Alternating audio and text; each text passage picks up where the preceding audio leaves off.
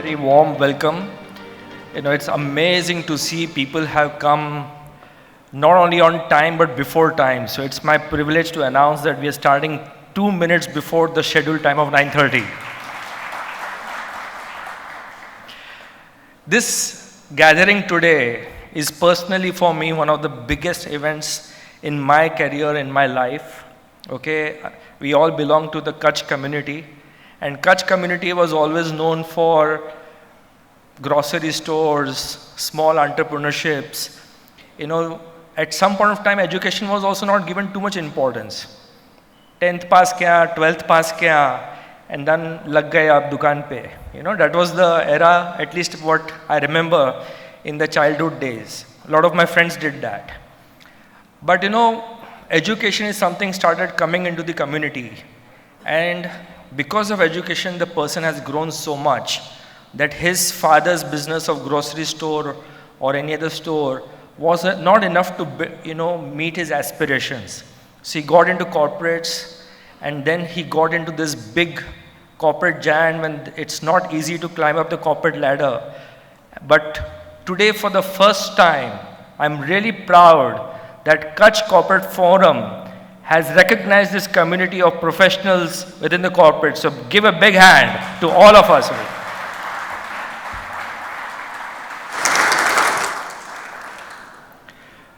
So I would want to start with asking Mukesh Bhai, under the leadership of which this event is happening, under the guidance of Ashok Bhai, under the mentorship of Lax Uncle.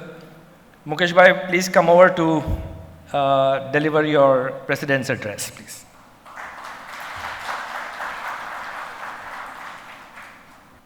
Good morning, everyone. A warm welcome to our senior corporate professionals, members of the Kutch Corporate Forum, and fellow visionaries. It is an absolute honor to stand before a room filled with so much talent, intellect, and corporate leadership. Today we are gathered to understand the nuances, the challenges, and the incredible triumphs that define the corporate world today. And when we speak of corporate excellence, leadership, and breaking barriers, it gives me immense personal pleasure and pride to welcome our chief guest of the day, a true daughter of our community, Ms. Kaku Kenya Nakate, chairperson and former CEO of Bank of America, India. Welcome, Kakuji. Having you with us today, it's not just an honor, it is an inspiration. Your journey from our community to heading one of the world's largest financial institutions in India is a masterclass in what can be achieved through vision, grit, and corporate brilliance. You are the ultimate proof of what we are talking about today. As president of the Kutch Corporate Forum, people often ask me, why is an organization focused on entrepreneurship hosting an event for corporate professionals? The answer is simple, and leaders like Ms. Nakate exemplify it. Entrepreneurship is not a legal status, it is an attitude. I repeat, entrepreneurship is not a legal status, it is an attitude. We often mistakenly believe that to be an entrepreneur, you must own a business. But the truth is, some of the greatest entrepreneurial minds of our time do not own the companies they run. They are intrapreneurs. They are professionals who walk into their corporate offices every day with an absolute sense of ownership. They don't just execute tasks, they solve global problems. They don't just manage risk, they drive massive innovation. Whether you are managing a global banking giant like Bank of America or building a startup from scratch, the required toolkit is exactly the same. Resilience, strategic vision, adaptability, and the courage to take ownership of your outcome. To our senior corporate leaders here tonight, your journey, your insights into governance, and your experience in scaling operations are invaluable. You have mastered the nuances of navigating complex ecosystems, skills that are deeply entrepreneurial in nature. While corporate employment offers a magnificent canvas to create impact, many professionals reach a point of inflection after gaining substantial experience. You reach a stage where you have the domain expertise, the leadership maturity, and the deep understanding of market gaps. It is entirely natural at that stage to think, what next? Is it time to build my own venture? Transitioning from a structured corporate environment to the fluid world of business ownership can be daunting, but you do not have to walk that path alone. This is exactly where the Kutch Corporate Forum steps in. KCF is a non-profit organization built on the foundation of shared knowledge. We are a platform designed to empower growth. When you decide it is time to channel your years of corporate wisdom into your own enterprise, KCF will be your ecosystem. We offer a robust network of established business leaders to back you, mentorship to help you transition smoothly from employee to employer, a collaborative platform to test ideas, find partners, and scale your vision. The conclusion is a shared journey of growth. Today is about listening to your stories and learning from your experiences. We want to understand the modern corporate nuances so we can collectively elevate our business community to a national stage. I urge you to look at today's event not just as a day of corporate exchange, but as the beginning of a lifelong partnership with KCF. Once again, a heartfelt thank you to our chief guest, Ms. Kaku Kenia Nakate, for gracing us with her presence, and to all of you for being here. Let us collaborate, innovate, and grow together. Thank you, and please enjoy your day.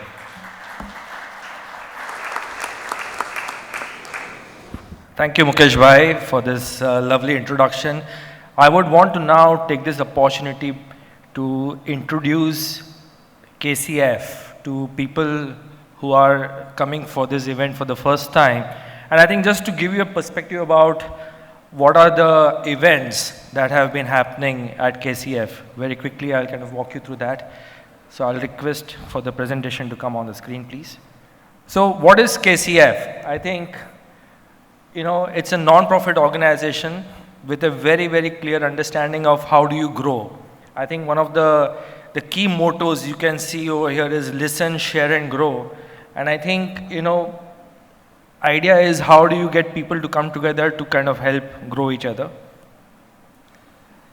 The 10-year mission of 10x, be it your personal fulfillment, be it 10x of revenues or valuation, and 10x of sustainability is how we started. I think the core purpose is to provide platform for businesses, individual growth for entrepreneurs and professionals. And with this vision, considerable efforts are made for association collaboration with organizations. So today, KCF, I think, is becoming bigger and bigger in terms of even the Kutch community. We have, you know, KVOs, of course, but now we have Wagars, we have even Luanas coming in. So I think the versatility of the group is becoming big. And how do we achieve this? I think listen, share, and grow is one of the key three pillars on which the foundation of KCF has been formed. And we have had speakers of, you know, some of the star speakers in the industry who achieved substantial amount of accolades, you know, starting with Mr. Kamath, you know, Mr. Velumani, Mr. Jagdish Sheth, you know, and so on, so Ramdev Agarwal. So I think, you know, these are all luminaries of the industries who have been able to come and share on this platform. You know, 2024 is the last couple of years where this new committee has taken over under the leadership of Mukesh Bhai and Ashok Bhai. The events have been just phenomenal. I think, you know, one of its, we started off with a networking event. Then there are joint seminars. KCF has with the Wellinger School, which again was very well recognized. Some very nice book reviews. These are some of the books, you can spend a couple of days, 1 week to read the book. The other way is you actually get on a review with the book, a 1 hour review with one of our, champions. And, this has been a phenomenal success. We see a lot of participation in this. And, there is a sharing, so weekly snapshots about what has happened in the business. There's a quarterly newsletter for thought leadership, sharing of thought leadership that happens. We also tied up with Harvard Business School to provide online, courses at a much discounted rate. A lot of members took the benefit of being a part of that, and I must say Harvard is one of the best institutes in the world, and the way they kind of conduct their classes is just phenomenal. I've been a personal participant in one of that, and I think the experience was truly phenomenal. This is a flagship program that KCF has, which is 10X, and this is a culmination of all entrepreneurs coming in with a clear mindset of how do we grow from here. And I think this is one of the must events to attend, and we see a lot of members becoming members to participate in this event actually. Again, webinars around grading, credit rating for CRISIL, mentorship programs, market outlook. How can we forget the stock market outlook as well? So I think, how do you kind of, navigate through the markets in volatile periods? This is again a little offbeat, but very, very important, and especially, we've seen so many cases, young cases, like all of a sudden something is happening. So how do you kind of equip yourself? So from an awareness perspective, if you meet with such an incident, how do you make sure that, you're ready from a skills perspective in terms of CPR, etc., for your colleagues or friends or relatives?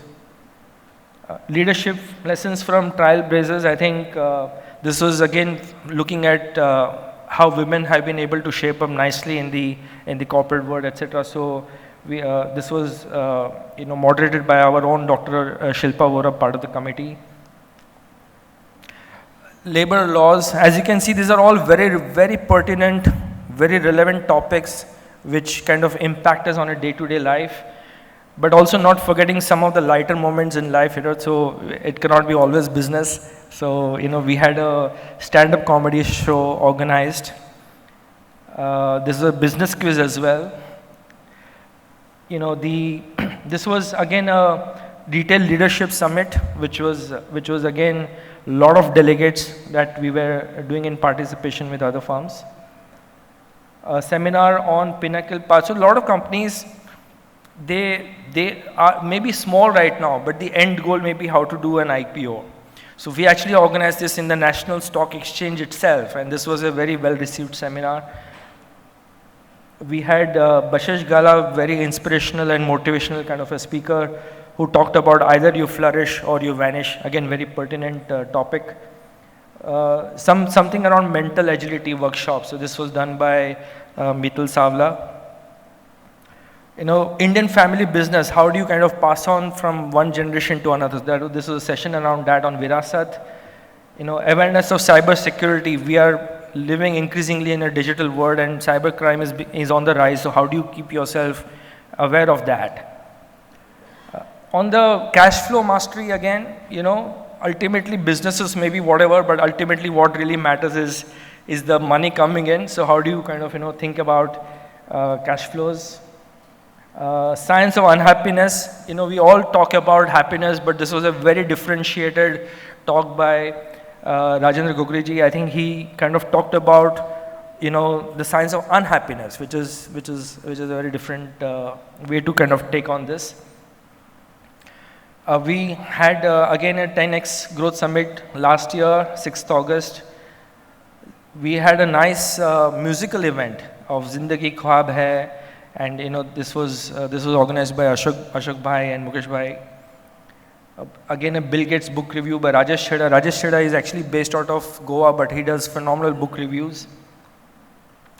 On green hydrogen, I think a business enclave, as we kind of look to resources beyond oil, and especially pertinent in era of today where Hormuz strikes happen, etc. So, how do you kind of diversify your energy sources?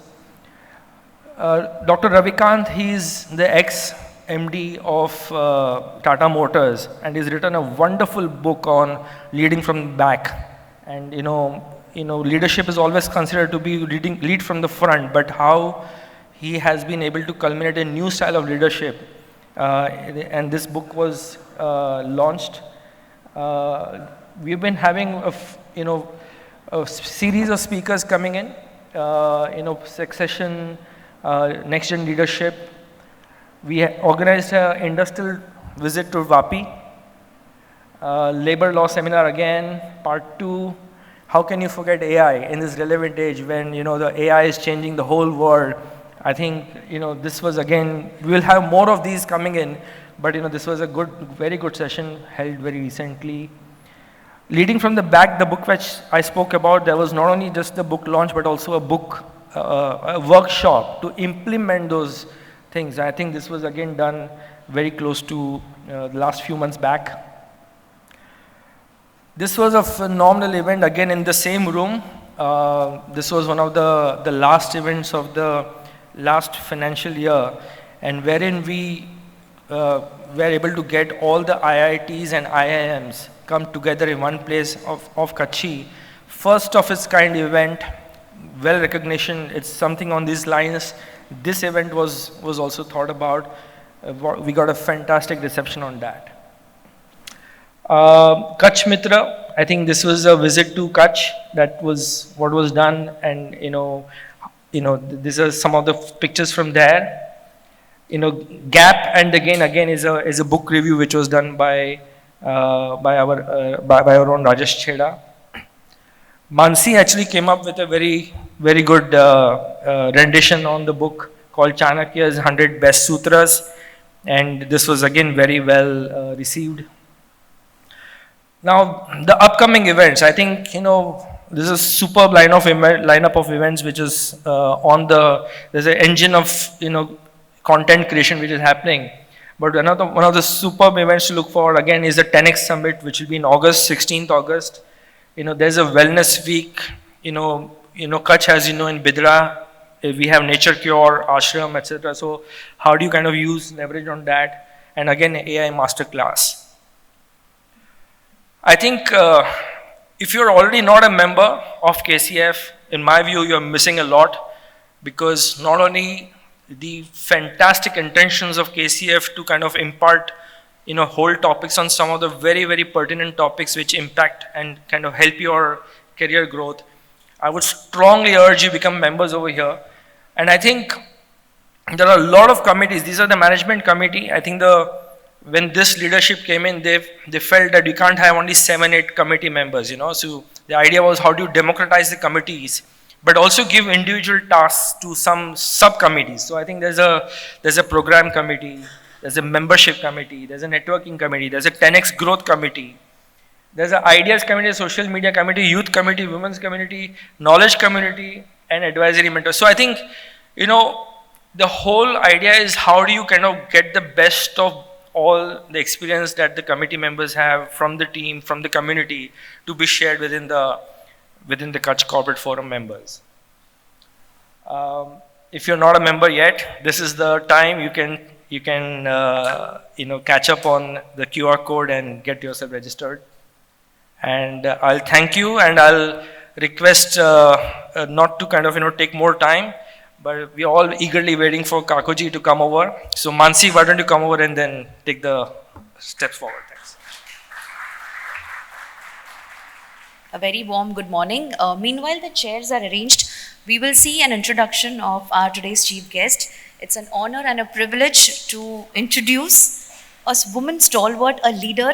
And I think, when we have such inspiring guests with us, I think we all should, first of all, give her a huge round of applause to be here today. I was having a brief conversation with her yesterday. She had a very packed schedule.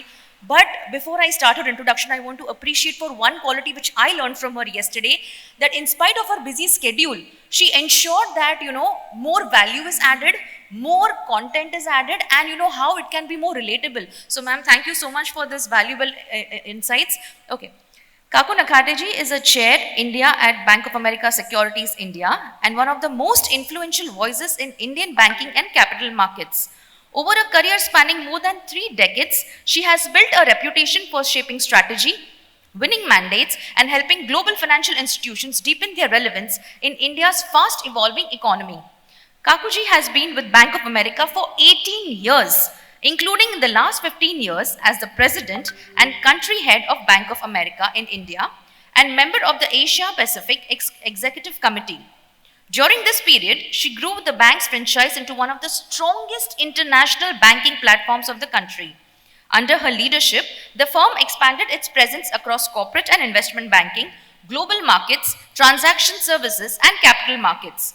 While deepening relationships with India's leading conglomerates, institutions, high growth businesses, and multinational companies in India, she is widely respected for her deep market judgment, client connect, and ability to navigate complex, high stake transactions.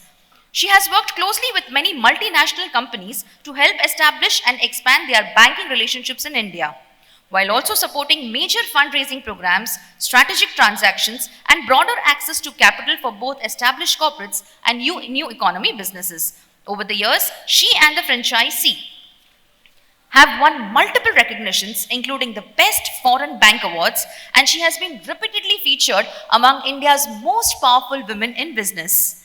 She started her career in equity markets and joined Merrill in 1989, at the time when India was just opening its doors to global investors.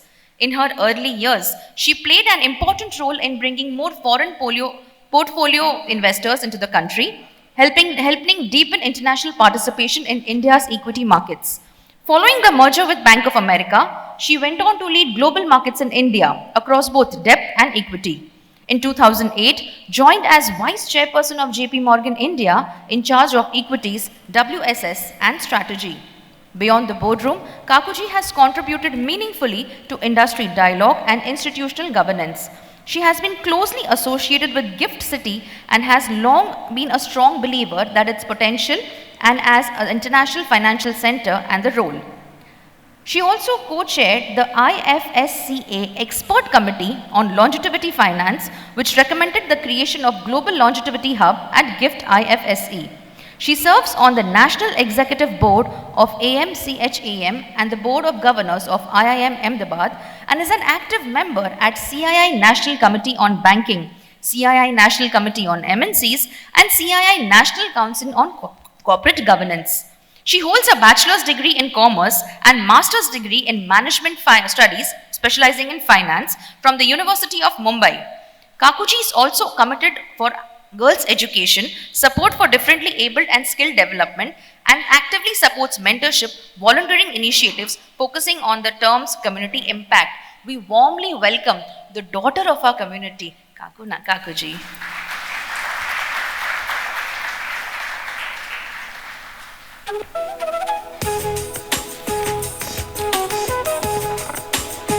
Thank you, Mansi, for this lovely introduction.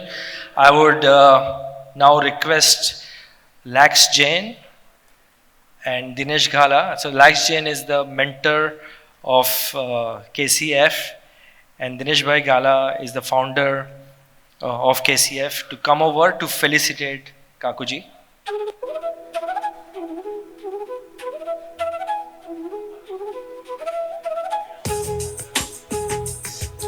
I would request Mr. Devchand Chevda also to come over, please.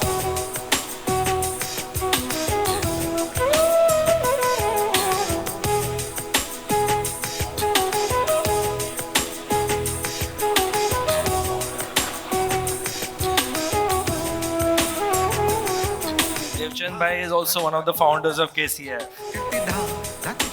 Give a big hand all.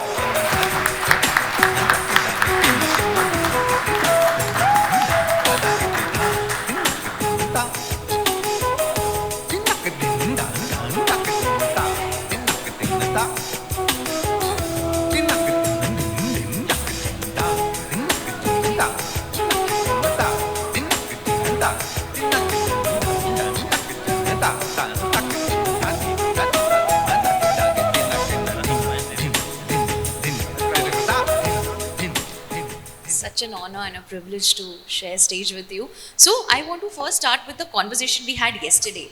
And you rightly mentioned... Before that, I want to say a warm welcome to all of you.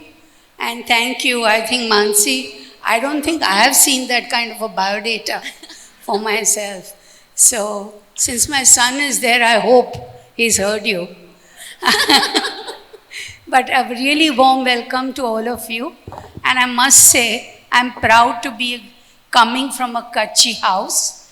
And I would like to say that I wouldn't have done what I had not done. Or in the sense, I wouldn't have achieved what I have not if it were not for my dad and mom, who were truly Kutchis. And they always wanted Kutch to prosper, and as a result, India to prosper. So it's really my honor, not your honor, for me to be here. Thank you, Mukesh Bhai, for having me. So continuing with the conversation we were having yesterday, so you rightly mentioned that family support, right mentors, people who support you in the start of your career, they play a very important role. So we want to understand from your journey, how has these three dimensions helped you become what you are today? So I do think, especially for a woman, family support is really, really important as you go along. I think having been brought up in a joint family, you learn a lot of the skills in a different way. You understand the people dynamics, you understand how to have, respect seniority, then the corridor talks which happen behind. And it has its own pluses, which you only realize much later on. So I would say that I came from a family where there were 5 brothers staying together. All my uncles were doted on me because I was the eldest child. And of course, I was, in a way, treated like a princess, I may say. And then, of course, my mom, who believed. And, if I really talk about her qualification as an entrepreneur were beyond me. She did so many connects in Kutch, in the sense putting people across businesses. So some of these I imbibed at a young age. My dad had already got a lot of things to shoulder. And I think what he did well, and which I feel is the first big family support, is at a young age he indulged me in conversations that would be business related. You would have thought that why women should be involved. But I think at the age of 11, 12, even when he made his will, when he made his trust, when he actually wanted to, he would make me go through it. I would understand nothing. And then he would spend some time teaching me. And of course, as I grew up, he insisted I should come to office. I used to actually envy people who were sitting on the Podar Katta. But then he said, you have to come. And basically, Ketan Dedia is here. Ketan was our auditor. And we used to go to really get, at early age, learnings from there. Then he used to take me to Mullah and Mullah, the solicitors. Then we used to go to Kimji Goarji to understand. So, at an early age, I was introduced in a nice way of what things could be. Never did I know this will come to me, and it came to my rescue, especially when I became a CEO. So that's one part of support. Second part of support was, of course, they wanted me to be independent. And, I chose a boy. They accepted well. Pradeep, my husband, has been a firm supporter all through and through. He could have said, stay at home, you have. And Hriday, who's my son, he must have had quite a few times when I should have been there, but I wasn't there. But because of them, I would say, the best times I really could do, I was there where I could be with them. But at the same time, it never came in my way when things were important. Even now, he sometimes cribs saying that, your global bosses, like last week, is more important than your health. But it's a way of saying it. But having said that, without the support, I wouldn't be there. And I must tell all of you one trade secret which I'd like to share. We rarely listen to our spouses. But I can tell you, spouses know you the best. They have the courage to criticize you. And I can tell you, my husband has criticized me many times. I will not agree on the face of it. But every criticism has only taken me better. And similarly, my son. So I must say, they know you the best, so respect what they have to say. Wow, I can so resonate with this. So everybody aspires to be in a leadership position or leadership role. But then, as per your experience and your perspective, what are some of the qualities we should develop before we take up any leadership role? So I want to say, first of all, I love the KCF logo. Instead of LPG, it's LSG. Learn, share, and grow. I think that's really the foundation of any other thing, because you need to be open. You need to be open to receive ideas and learn from everyone. I think it is a wrong belief, and this I learned from my both Hemendra Kothari, who was my first teacher and an idol. He actually threw us in the race, ke go, get it, but he was there behind us. But he put us in front, that it's for you to run the business, end to end. So I think some of these at a younger age, if you really take on jobs which are challenging, you learn it faster. It's very easy in today's time to protect yourself by having emails all the time and, say, you're protected. I think first quality of leadership is to be open to challenges. Once you are willing to take challenges, your mind will be open. Second, I would say curiosity. There is no replacement for curiosity. And today's time, we need to be even more curious. Otherwise, machines will take over. And I think we have to be better at understanding what can be done, what cannot be done. And finally, I would say it's very, very important to, be humble and be to the ground. Because when we are not, we close our mind. I will always feel I am doing the right thing. It's not out of ordinary. And some amount of self-confidence is required. You can't be worried what others are thinking. But we need to be open to get all the inputs. And inputs don't come from only top. It comes from bottom to the top. Your connects should be everywhere. And that's where I would say that leadership is never given, it's taken. In the sense that people have to respect you to be a leader. A title will solve that only, it's a tick mark. People have to come to you. But that's not a true leader, in my opinion. If you can really, and I saw Mr. Ravikant's book, which you all talked about, Leadership from Back, also talks about leadership, in togetherness, how we can influence. And that's what I would say. Maybe it's a too long answer. No, in fact, you connected my other question very nicely, and I second to what you're saying. So everything that you just mentioned, if I summarize it in just one word, it is mindset. So unless a person does not have the right mindset, they will not be open to new ideas or the kind of, a teamwork that is needed. So with today's theme, if somebody wants to have an entrepreneurial mindset in the corporate workforce, what is your advice for all of those professionals? I think entrepreneur is wrongly used, that it is starting a business alone. And I think Mukesh Bhai said it in his speech about intrapreneurs. And that's what I would say, that actually entrepreneur is being able to run and to, today India needs more entrepreneurs in corporate world. And why do I say that? Where is India behind China and US? If I were to summarize, it's the scale. We can't think of scale. We are very good in profits, profitability. Our corporates have achieved that, even our big corporates. But barring, if I were to take the Reliance and Adani's, nobody's been able to think of that kind of scale.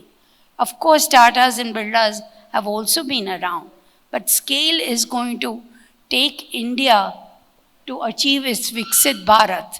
So I would say, first of all, the need of entrepreneurs in the corporate world is even more crucial than it was in earlier times. Then coming to your point, entrepreneurship in corporate world. You know, many a times processes are laid down in corporates. People are used to doing things in a set way. When you join the firm, you know, you are told, this is your job, this is what you need to do. And you know, over a period of time, you get used to the culture. Culture is very important because you can't shake the culture of an organization. But within the culture, you need to contest, you need to question whether the process today is valid or not. Like today is a golden era, in my opinion, with AI coming in. We need to rethink. Do we need to do the same things which we were doing 50 years back? Do you need to challenge ourselves as a team to find out with AI, how can I use the tools to re-engineer and put my company to a faster growth without compromising jobs? I don't think taking out jobs is the answer. How do I skill my people? How do I move the agenda? And then I would say the biggest thing is challenge the status quo. And second thing I would say, when you're challenging the status quo, you have to first unlearn what you have learned, then you have to relearn. So unlearn, then learn, and then relearn. If we have to use this as a thing, today I cannot say 20 years back, I could say everything changes 4-5 years. Now everything changes in every 2 years. So you need to be adaptable. So adaptability is important.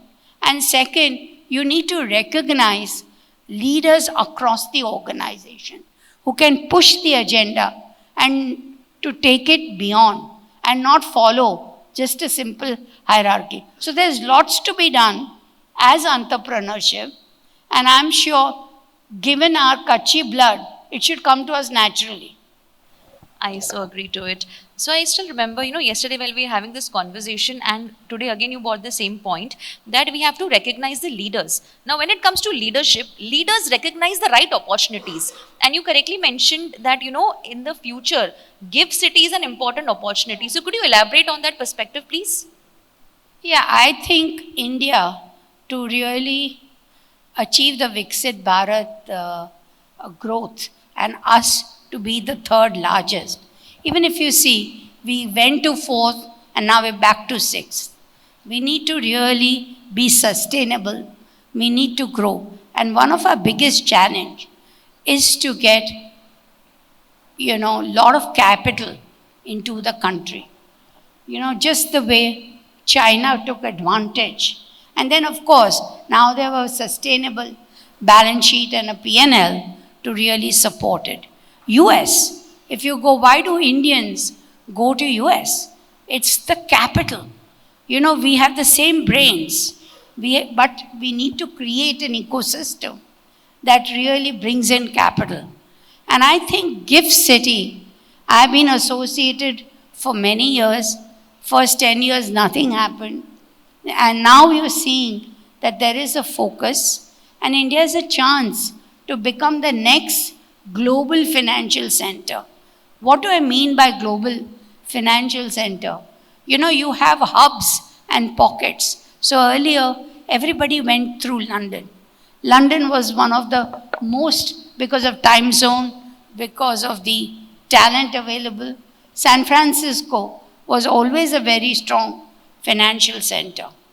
Then you had Singapore. Today it's one of the strongest. And the Singapore dollar has actually outperformed the US dollar. And that's very strong. And then you had Middle East, who was becoming Dubai, the financial center. So I feel India does not need to depend more on Middle East. We should create, because it helps employment, it actually helps our scalability, it helps us bring capital, and because we have the youngest talent in the country, 28 and a half years, we can service the world from there. And hence, I think that, Gift City is important. We worked on a paper on longevity finance, and by longevity finance, I can just say it in a line. All people around the world are going to live longer, but the retirement ages have not really changed. So there are a lot of things which will require prevention, that will require better investment, and I think a longevity center for the world could be one. There's one in San Francisco, there's one in Singapore, and one should be built. It's not yet built, but should be built in India.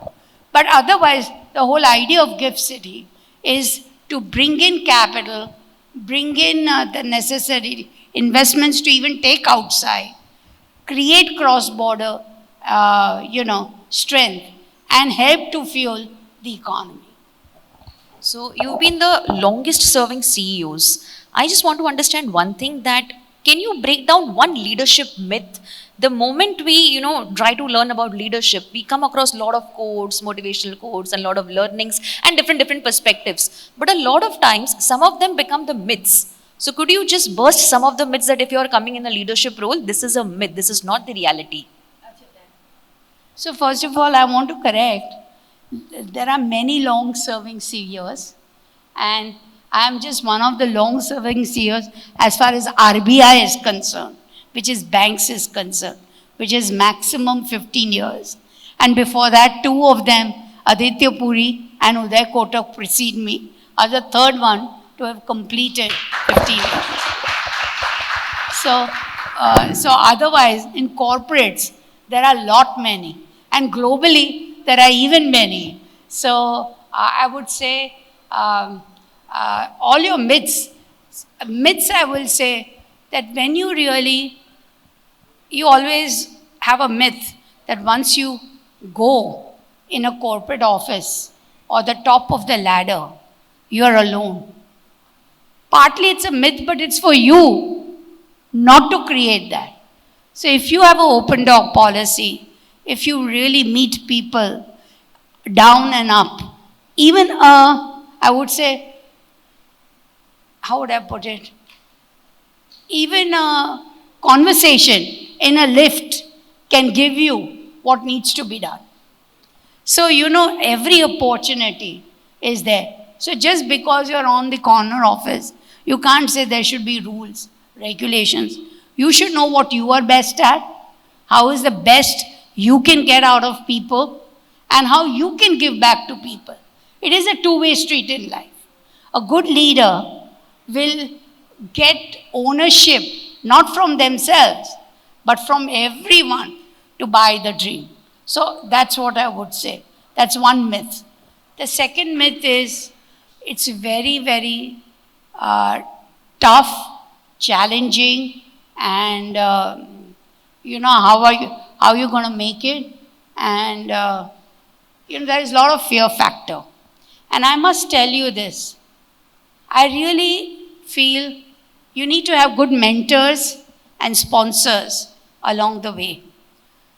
I remember when I was given the job of a CEO, and that too of a bank. I had never done debt. I had always done equity and many other things. So I remember this conversation with a global sponsor, Tom Montag, who had a really, he called me to say, you leave JP Morgan. I'd gone for a brief time to JP Morgan. Otherwise, I've been in the same institution, DSP became Merrill, and then Merrill merged into Bank of America. But it was multiple things, but it was same. So, of course, the trick of this is, can you last through that? Because every organization is technically different. So Tom Montag told me, and I asked him, he said, we want to make you CEO of the bank, please come back. And I remember this conversation in New York, and I said, you're making a mistake. I'm not the right person to really do the job. I don't have capability, all these fears, right? That's why I'm just telling you real life. So I don't have the capability to do it. I don't mind being number 2, learning for 2-3 years, and then becoming the boss. And why will RBI choose me? Why will they choose someone who has never done corporate banking? All this I told him. He listened to me for almost 3-4 minutes. And then, as Americans are, he was very curt and he said, Kaku, I think you really need to think through. I know you have the leadership qualities, but if you want to be a second fiddle and learn from someone, you'll always be number 2 in life. You don't have the courage to be number 1. So what I'm saying is, this was a myth, right? And it was he who shared. And he made me, in that 10 minutes, he made me really feel how stupid I was, and do I really want to take a challenge? He put me, it was very unnerving experience. And it made me think and think and think. And then I said, you know what? I have to take this just to challenge him. And frankly speaking, nothing is unsurmountable, is my thing. So those are 2 things if I can leave you with. Wow. So, a lot of women, they aspire to come on the leadership role, but we have this imposter syndrome, we have self-doubt, we have a lot of people doubting us and similar situations. So what is the advice you would want to give those women who have the capability, who have the potential, but they fear, what if we fail, what if this does not work out, what if the people will judge us? What would you advise for them? I think when you are entering a workforce, you have to forget the identity, whether you're a man or a woman. So I think it's very important to curb your softness and weakness. It's not that all times you can curb it, but basically you can't be crying, in short, when things go wrong. So that is one thing I would say. But I think my whole experience, which I told you earlier, is about self-doubting. So I do think today we are on equal footing. Our parents are giving us equal training. Our parents are giving us best of education. It was earlier times, maybe there was difference. So I would say first, homes have to recognize women as equal to men, which my parents did way, way back. And I would encourage all of you to encourage your women at home to be out there and be there by the side. Because, women and we do this all the time, and Karan knows it. He actually heads Lead for Women at times. And, women want 80% surety before they take up the job.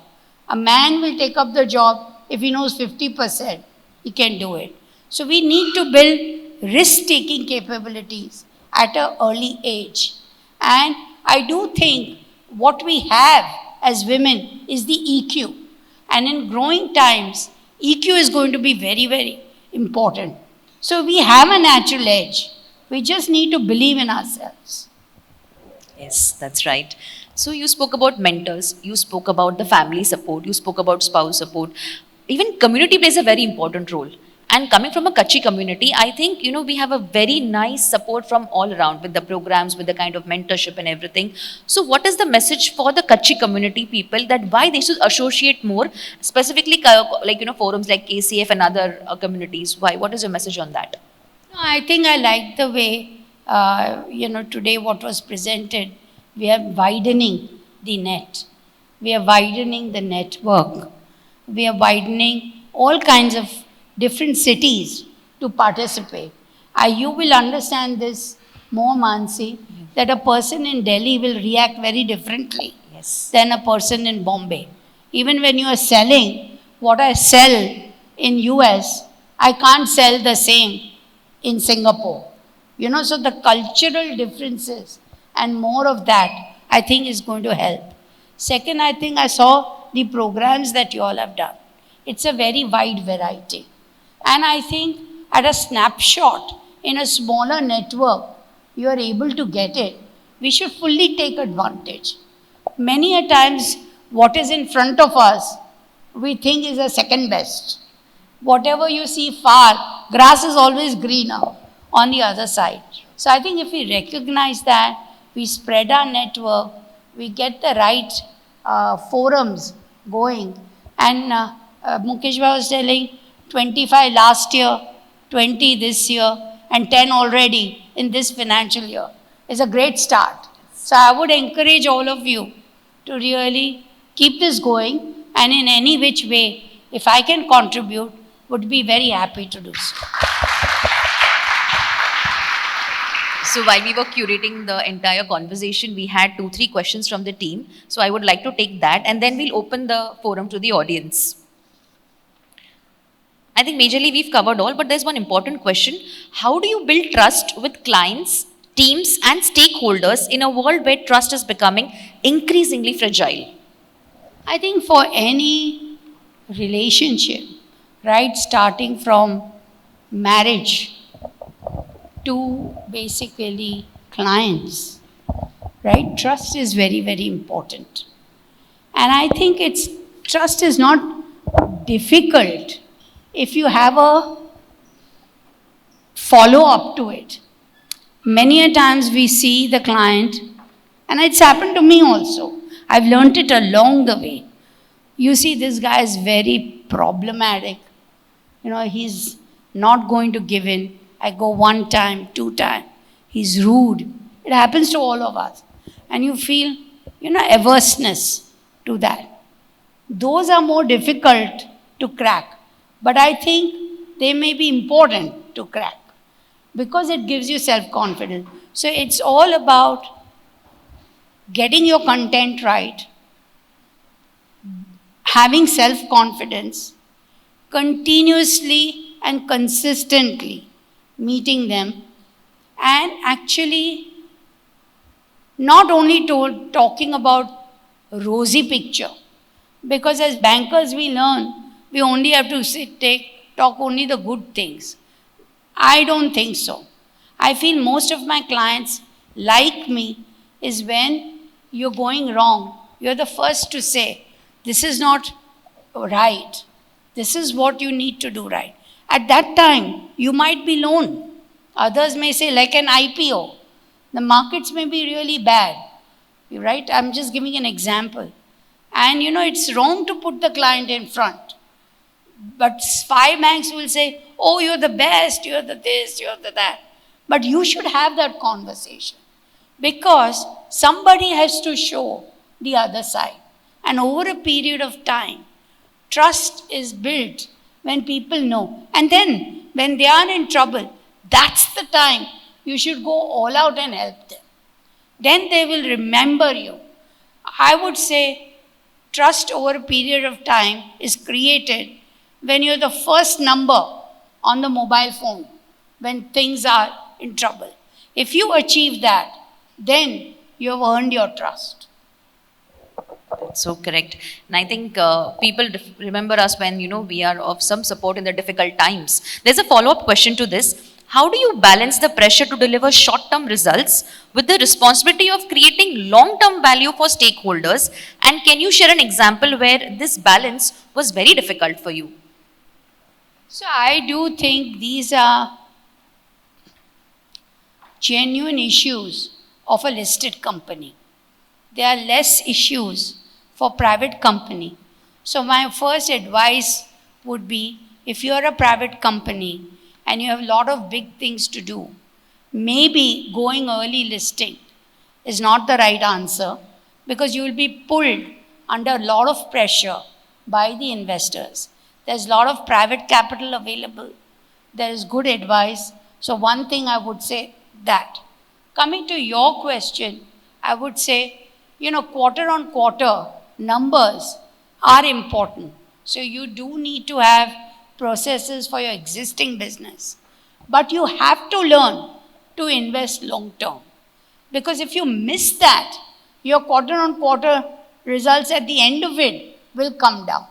So when a merger took place between Bank of America and Merrill Lynch, we had a lot of costs to take out. I could have taken and adopted a strategy. Let me just work on costs. And we will get there. And the thing was, that was a strategy. But if I had taken down all costs but not invested in growth, it would not have. So we did reduce the cost, but at a slightly lower pace than what people, but we invested and agreed on what are the lines of business, what is the penetration I require, what is the global help I require, what is the regional help I require, how do I plan that out over 3 to 5 years. Then get the stakeholders to buy your dream. Biggest thing is having a dream, but having dream that everybody owns. So we had a logo, which Karan can say, I've used it very often, one team, one dream. So if you have consistent communication of what you're trying to do, and along the way, you may have things, all decisions will never be right. 60, 70% will be right. 30% have to be wrong. Otherwise, you're not experimenting enough. So, telling people that, okay, I made a mistake, owning my mistake, is not going to make me stupid. And if it is stupid, then I deserve that. So I'm saying, taking people along and taking people to buy your dream. And if things have gone wrong, telling them openly, boss, this has gone wrong. What shall we do? Because somebody there may have an answer. It's only that he's not spoken up. So creating that environment, all of this. And that's, I think we did go through first 2.5 years. As I told you, I didn't know corporate banking. I had to roll up my sleeves. I had to go. In fact, when I went to the back office to understand, the earlier CEO had not gone there for 15 years. So they were like flabbergasted as CEO has come. But things like that, I think, are important so that you have the long-term trends right and short-term. And within long-term trends, you should have a portion to make mistakes consciously. Wow, make mistakes consciously and learn from that. So for leaders, decision making is very important. And every business has some or their uncertainty. And that is the other follow-up question. And somehow beautifully today, whatever you're saying is already covered up in the question. So I'm skipping those questions. So in times of difficulty or uncertainty, how do you take decisions? What lessons have you learned that, because you're always stressed in those moments. So we tend to even make mistakes. And like you correctly said today, we are allowed to make mistakes, but we are also judged by that. And, everything can make or break you in that moment. So how do you take decisions in uncertainty? So this is one thing I learned from my mom more than anybody else. My mom used to always say, Bharat, who's here, Bharat Gala, who's my cousin, he's one of my big problem solvers, I may say. Kind of markets, I used to lean on to his stock market charts in that sense. But having said that, to your point, on decision making, if I may say, the general tendency is when things are going wrong, let's put the problem under the carpet and expect that over a period of time, it resolves. That is totally a wrong attitude, in my opinion. And this I learned from my boss in early years, who was a Parsi in Shroff under Hemendra Kothari, who used to say, call a spade a spade. Don't try and make it a heart. If you made a mistake, admit it. Once you admit it, you will find a solution. So to your point, as a leader, you cannot be averse to taking a decision. You need to, one thing we learned well again, it's a DSP culture, was you should be able to think 30,000 feet, and when things come wrong, you need to roll up your sleeves and go deep dive and get into it by sitting with people who at all stages to know what it is. So, to your point, once you have assessed the problem, and you will always arrive. And as I told you, open door policy is important. People should not worry, you are a CEO, but they'll tell you what is right. They may say it in a sweeter fashion, but it's for you to decipher. Once you know that, you should take a decision. You cannot worry that the decision is right or wrong. And along the way, tweak it. There is no long-term decision. The trend is set, but you will have to capture even opportunities along the way. So to my mind, a good leader has to take leadership. So I'm just saying, don't be shy of taking the decision. You may have a problem like this in between that happened, so be it. But we will come out a winner if decisions are taken. And then encourage leaders who have that capability. Because it's not you alone who can change the trend. So you should know in your groups who are decision makers, who are followers, because everybody can't be decision maker. So who are followers, who are good executioners, who are strategists, and then have a mix of people, and then have people to work together. I still believe one team, one dream works the best. Wow. So we have a lot of our KCF members and a lot of CXOs and CEOs who've been a part of today's event. So if you want to summarize in 3 takeaways, that if they have to remember the entire conversation, 3 takeaways when they come and apply in their leadership learnings from tomorrow, what would be those 3 takeaways? I would put it slightly different if I can twist it. Yes, please. What are the challenges for leaders of tomorrow? I would put it in that fashion. Because what worked for me may not work in future. That is because the AI trend is fast upcoming. So I think one key takeaway is learn, unlearn, and relearn. And be on the watch out and be agile. Second is be agile but take decisions, right? And third, take the team along with you. Fourth, I would say, in a world of AI, you need to communicate even more. So, because I feel nowadays when I see youngsters in our own room, they're all hooked on to mobiles. They are doing their own thing. The world is getting more personalized, but your results have to be cumulative. So communicative, excess communication, forcing networking is going to be the need of the hour. And finally, recognition of people who are doing, so that people have role models to look up. And those are the 5 things I would say. Wow. I think this entire conversation, I'm sure you would agree that it was a master class in leadership and entrepreneurial mindset. I would request the audience, before we take the question answers, to please give her a standing ovation. Yes, please.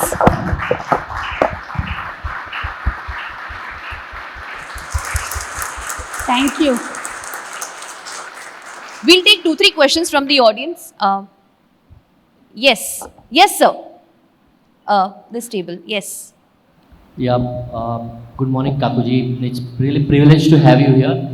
So my name is Anandam. I work for Novama. I track BFSI as a sector. I couldn't resist myself. Yesterday there was a news that Ashok is stepping down from Kotak. I met him about a month back, exactly a month back. I could sense that he wanted to take an exit. Maybe he could have his personal reasons. We have Aditya, leaving, and then we had Sashi coming in HDFC Bank. Again, we have a leadership challenges over there. There are leadership challenges, what we are seeing particularly in the Indian banking industry at this point of time. But then there are new leaders who have come in and actually done a turnaround. Particularly these two large institutions where we have leadership challenges that we are seeing at this point of time. What is your analysis? What is going wrong over there? Is the leadership maybe selection process being wrong? Or the circumstances are altogether different where we are actually finding these issues? We have a CFO running a bank, whether that's a right way to groom a leader, or basically you should first put them into businesses and then actually make them a CEO. Or you have a US guy who was in the tech, he was brought in to run a bank, and then he's leaving after just one term. So what is your analysis, what is your view, and any suggestions that you would actually give to the Indian banking industry? I think this is a good forum, wherefore I think you can give some suggestions. You've been a CEO for how long? So, I think world over, there will always be mismatches. We are not the only country who could have mismatches. There could have been personal reasons. But in India, one of the things is that the regulation has become very tough. In the sense, compliances and working around the regulation and doing business has become more and more tougher, if I may say. Actually, we have a whole, how would I say, CEO team under Karan, who actually helps all businesses to just comply and to see the business strategy, etc.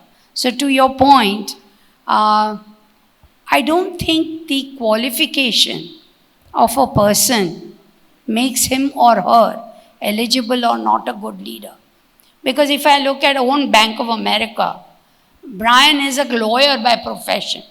Who would have thought a lawyer can run a bank? But he has successfully run a bank. We've been doing buybacks, and stock prices have been moving up.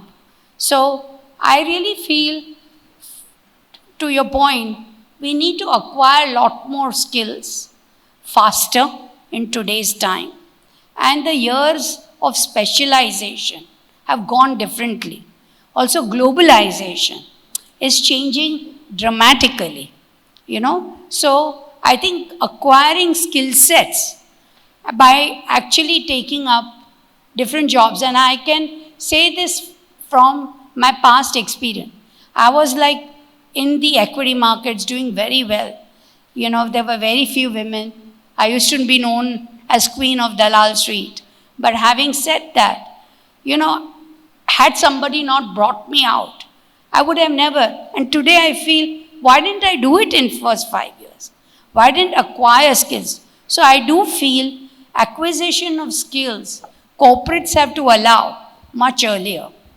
And now, if you see global firms, including banks, internal mobility has become the need of the hour. Before they go out and reach out for a specialist, they actually give an opportunity. So the risk taking, if you're willing to take a risk, you will. So to your point, you don't have to spend years as a CFO to become, if there were options available. So I think now it's about recognizing good talent and then having, top talent be given enough opportunities so that by the time we come. What has happened in India is we had a very good set of leaders who were very hungry, who wanted to do nation building. Nation building was at the heart. Like if you see Mr. Kamath, if you see Aditya Puri, if you see Mr. Deepak Par, I'm banking since you said, I'm just saying. So you had a lot of people who were in the nation building. They did have a second round, was very, very powerful. And many of them are in my own colleagues are heading so many different things, right? But what we have not done that well, I'm saying, is created another whole host of middle management to go through the next. So I think the focus of banks has to be creating a strong middle management and giving them opportunities giving them responsibilities and, helping their careers in many ways. That's why if you see State Bank of India, by the time any of the top 6 leaders will be good as the CEO because they go through so much grounding along the way. So I think we need to change our approach to make it happen. I hope I've answered. No, that's very encouraging. I think even ICICI over the years have actually emerged Yes. like that. And, it's a leadership hub where you see a lot of leaders coming in actually from that bank. Thank you. Thank very you. much. Next question, please. We'll take 2 more questions. Yes, sir. So, Kakuji, thank you very much for your insight, especially the one on listening to your spouses and children. That was very helpful. I represent Frodenberg Gala Home Cleaning, and just this week we were awarded with the India's Greatest Workplace Awards from the Great Place to Work, and which reflects that okay, we have a good culture. But what struck me in your conversation was also about what India kind of lacks versus the China or the US is the scale, the mindset to scale. And somewhere when I think we are like wired for incremental growth versus scale. So can you help to elaborate on this, how we can break and really scale up and have that kind of a mindset? So, this is on government mind also, if I may say. We had several discussions with Finance Minister, Mr. Piyush Goyal, etc. And, if you really look at it, we went into the service industry as a country. And if you see the GCCs have scaled up. But today we are at a corner when AI may take away jobs at the lower end. We need to get into manufacturing, to your point. And the biggest problem in us, our manufacturing, is the scale. And the government also was very tight on supply chains. India does not have supply chains. If you see 5 years or 6 years back, when COVID hit, everybody was talking about a China plus one. We were talking about China plus one. But we are not that one. We have not achieved it.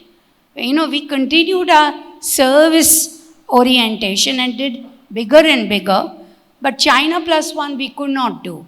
And now I think, to your point, they have recognized that when Apple came in to India and government made concessions on the PLI and they said, okay, let's start and allow assembly.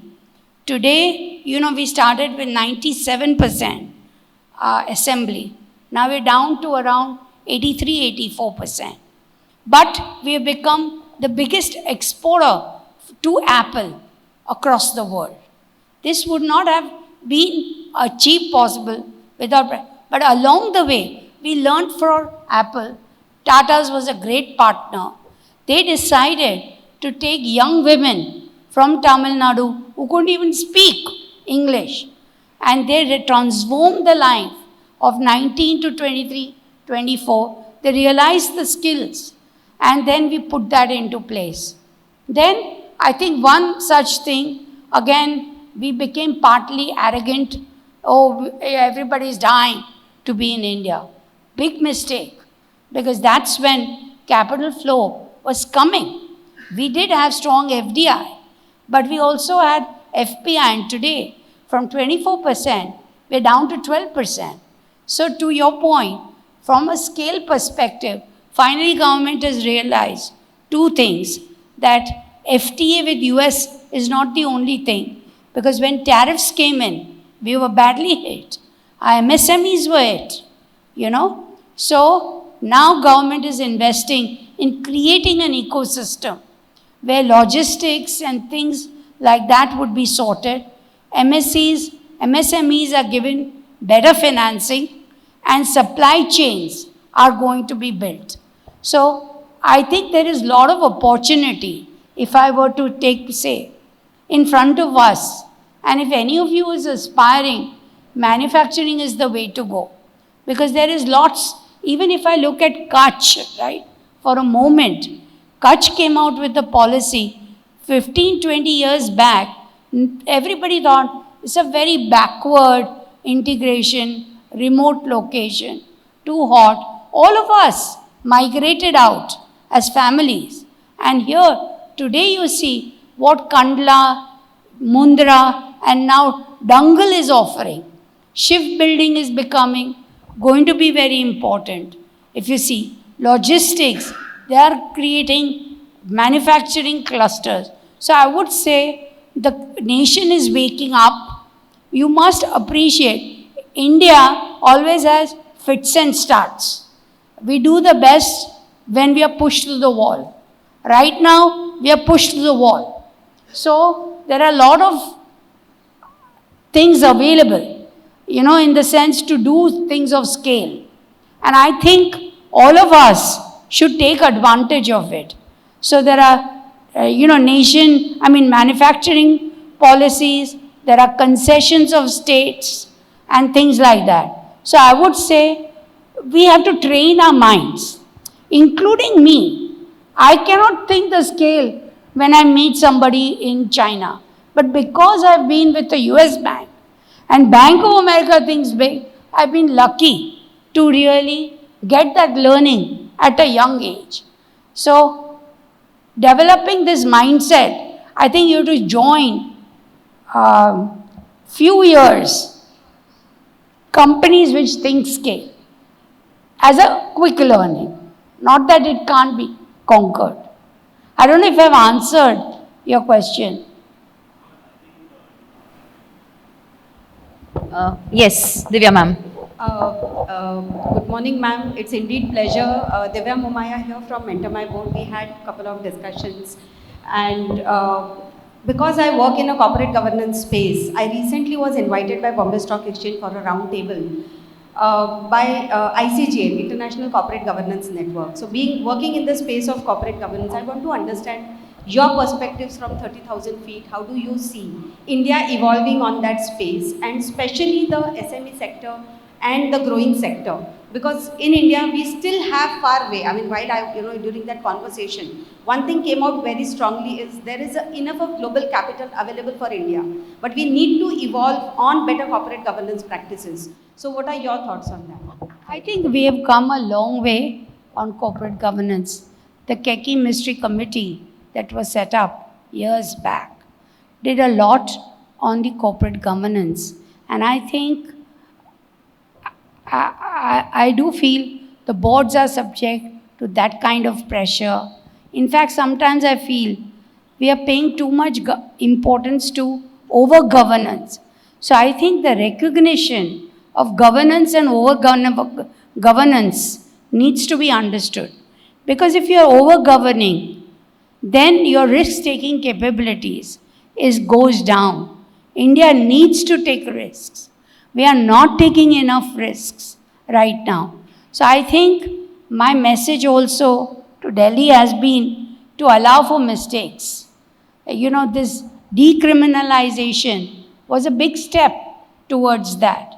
And frankly speaking, to your point, policies. I think one of the things I learned early in life, that you can't run a business unless you contribute to successful policy making. And that's why, as a rule, we have been engaged with regulators on bringing the best practices in the world and actually debating and bringing. So I think if we are in a position to really do that, and like you seem to be in a position, then I would encourage you to look at other policies around the world when you are implementing ICG. Because, to criticize, if I were to say, I was just reading last week that we want also AI tools to be gone through by exchanges. Then what's the big deal? If everything has to be gone through, then there is no innovativeness left with people. So things like over-governance needs to be thought through. At the same time, compliance, doing the right thing, maybe litigation can be firmed up. People's ethical behavior needs to be more rewarded in cultures. And people who are not doing the right thing or, are the black sheep, they need to be called out. If we improve that, which I think has improved dramatically, I think now is the time to actually loosen up and actually get India onto the next bandwagon. Ease of doing business, we still really suck actually. Coming to the end of the conversation, I know there are a lot of questions, but we are running short of time.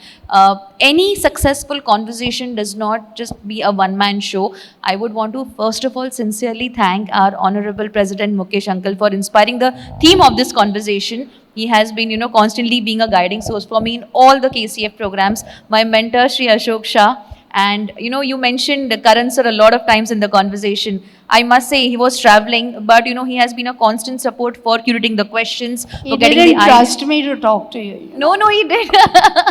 He just wanted you to have a comfortable conversation, and I want to thank the entire team because it's never a one-man show, and the KCF Idea Committee as well. So, But if I can take a minute, Mansi. Yes. You have done a lot on Chanakya and a lot of ancestral things. They actually have a lot of important learnings for all of us, which are applicable. You must also take session and tell us those secrets, because history is built on, the earlier values, and Hindu value system Yes. was one of the strongest. Yes. In fact, all the learnings that you mentioned, being humble, having the open mindset, having a mentor, I think it's all coming from the ancient wisdom. So I got a lot of new learnings from you today. So thank you so much, and most important, for your valuable time. I'm sure everybody's inspired to take up more leadership roles, and just sincerely Thank you gratitude. for Yes. KCF for inviting, and thank you Mukesh bhai, and thank you everybody. Hello. Thank you so much, Kaku. This was absolute gems that this session had, and I'm sure the people here have listened to this. Thanks for your sharing, and I'm sure you can, with all this listening and learning, you can grow from here. Thank you so much for sharing all these perspectives, and thank you, Mansi, for getting the best out of Kaku out of this. May I just request Ashok bhai, Mukesh bhai, to come on stage for a photograph. I'll also invite Karan and Hardik Mamanya. Please come on the stage for a quick photograph.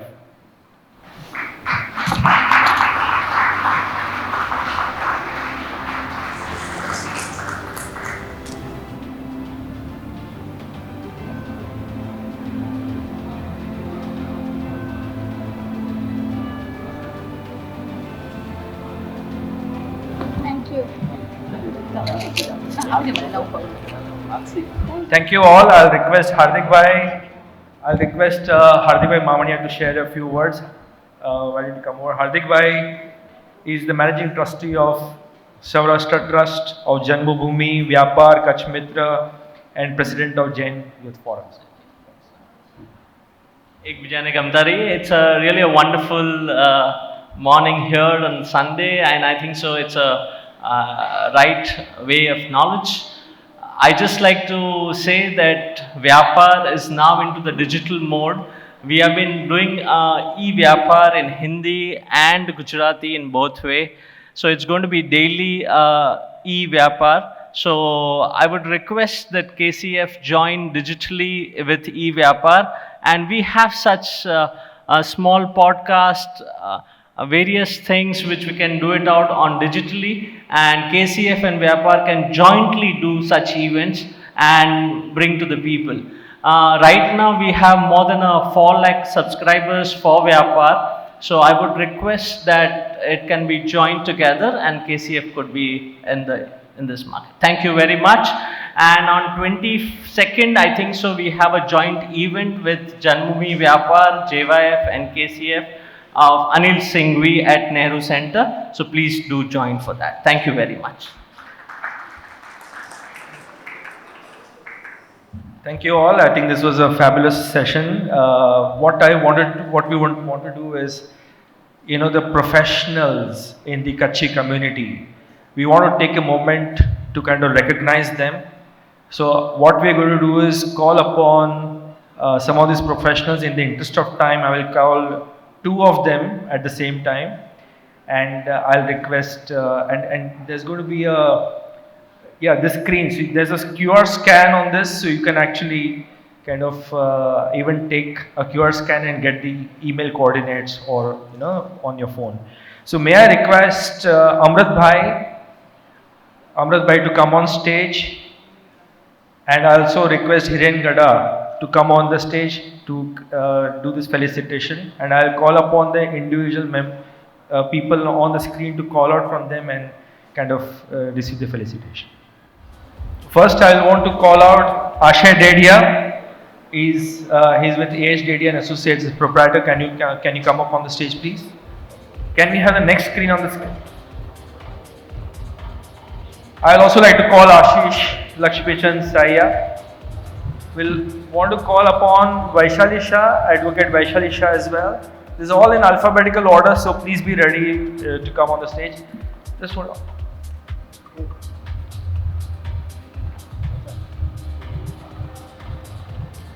Akshay Purendra Maru. Ashish Gala.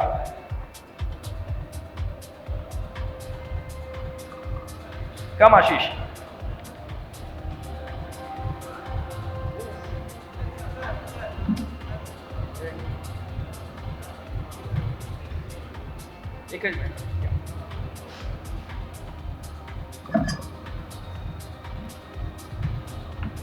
There is Ashish. Can I call Ashish Thakkar, please? From Light Source, Principal Designer. May I call upon Avni Veera Parekh, O3 Capital.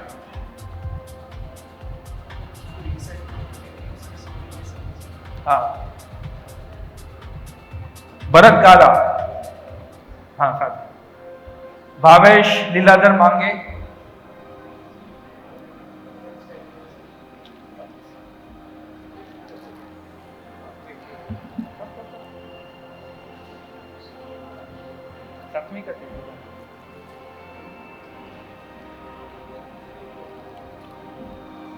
May I call upon Bhavik Vora. After Bhavik Vora, I would like to call upon Vindhya Joysher.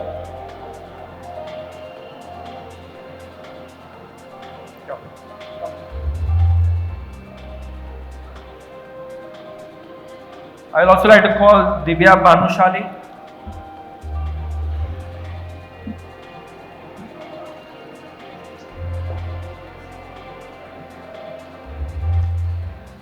Pushpa Shah.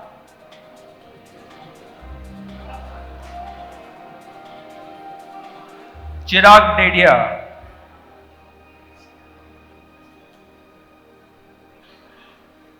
Chirag Gada.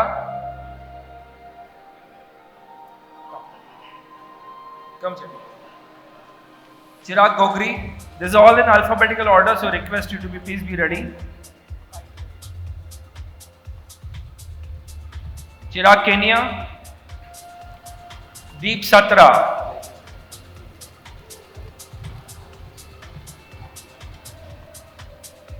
Dhaval Badra, Morgan Stanley.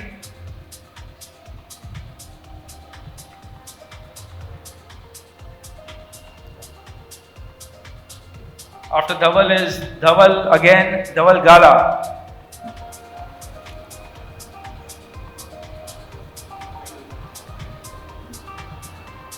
Divyang Chheda.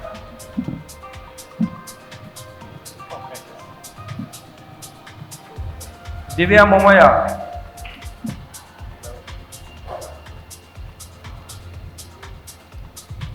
Divesh Dave.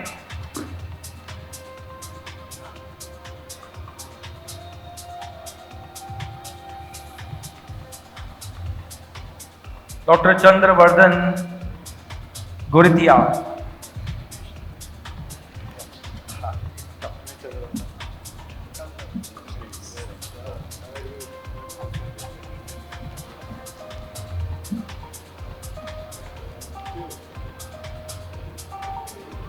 Dr. Manisha Gutka,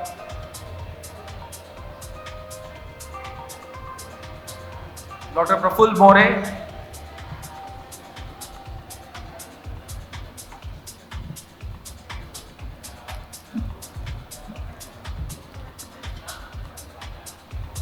I think we'll pause for now. I think we'll have some more professionals coming in for the later.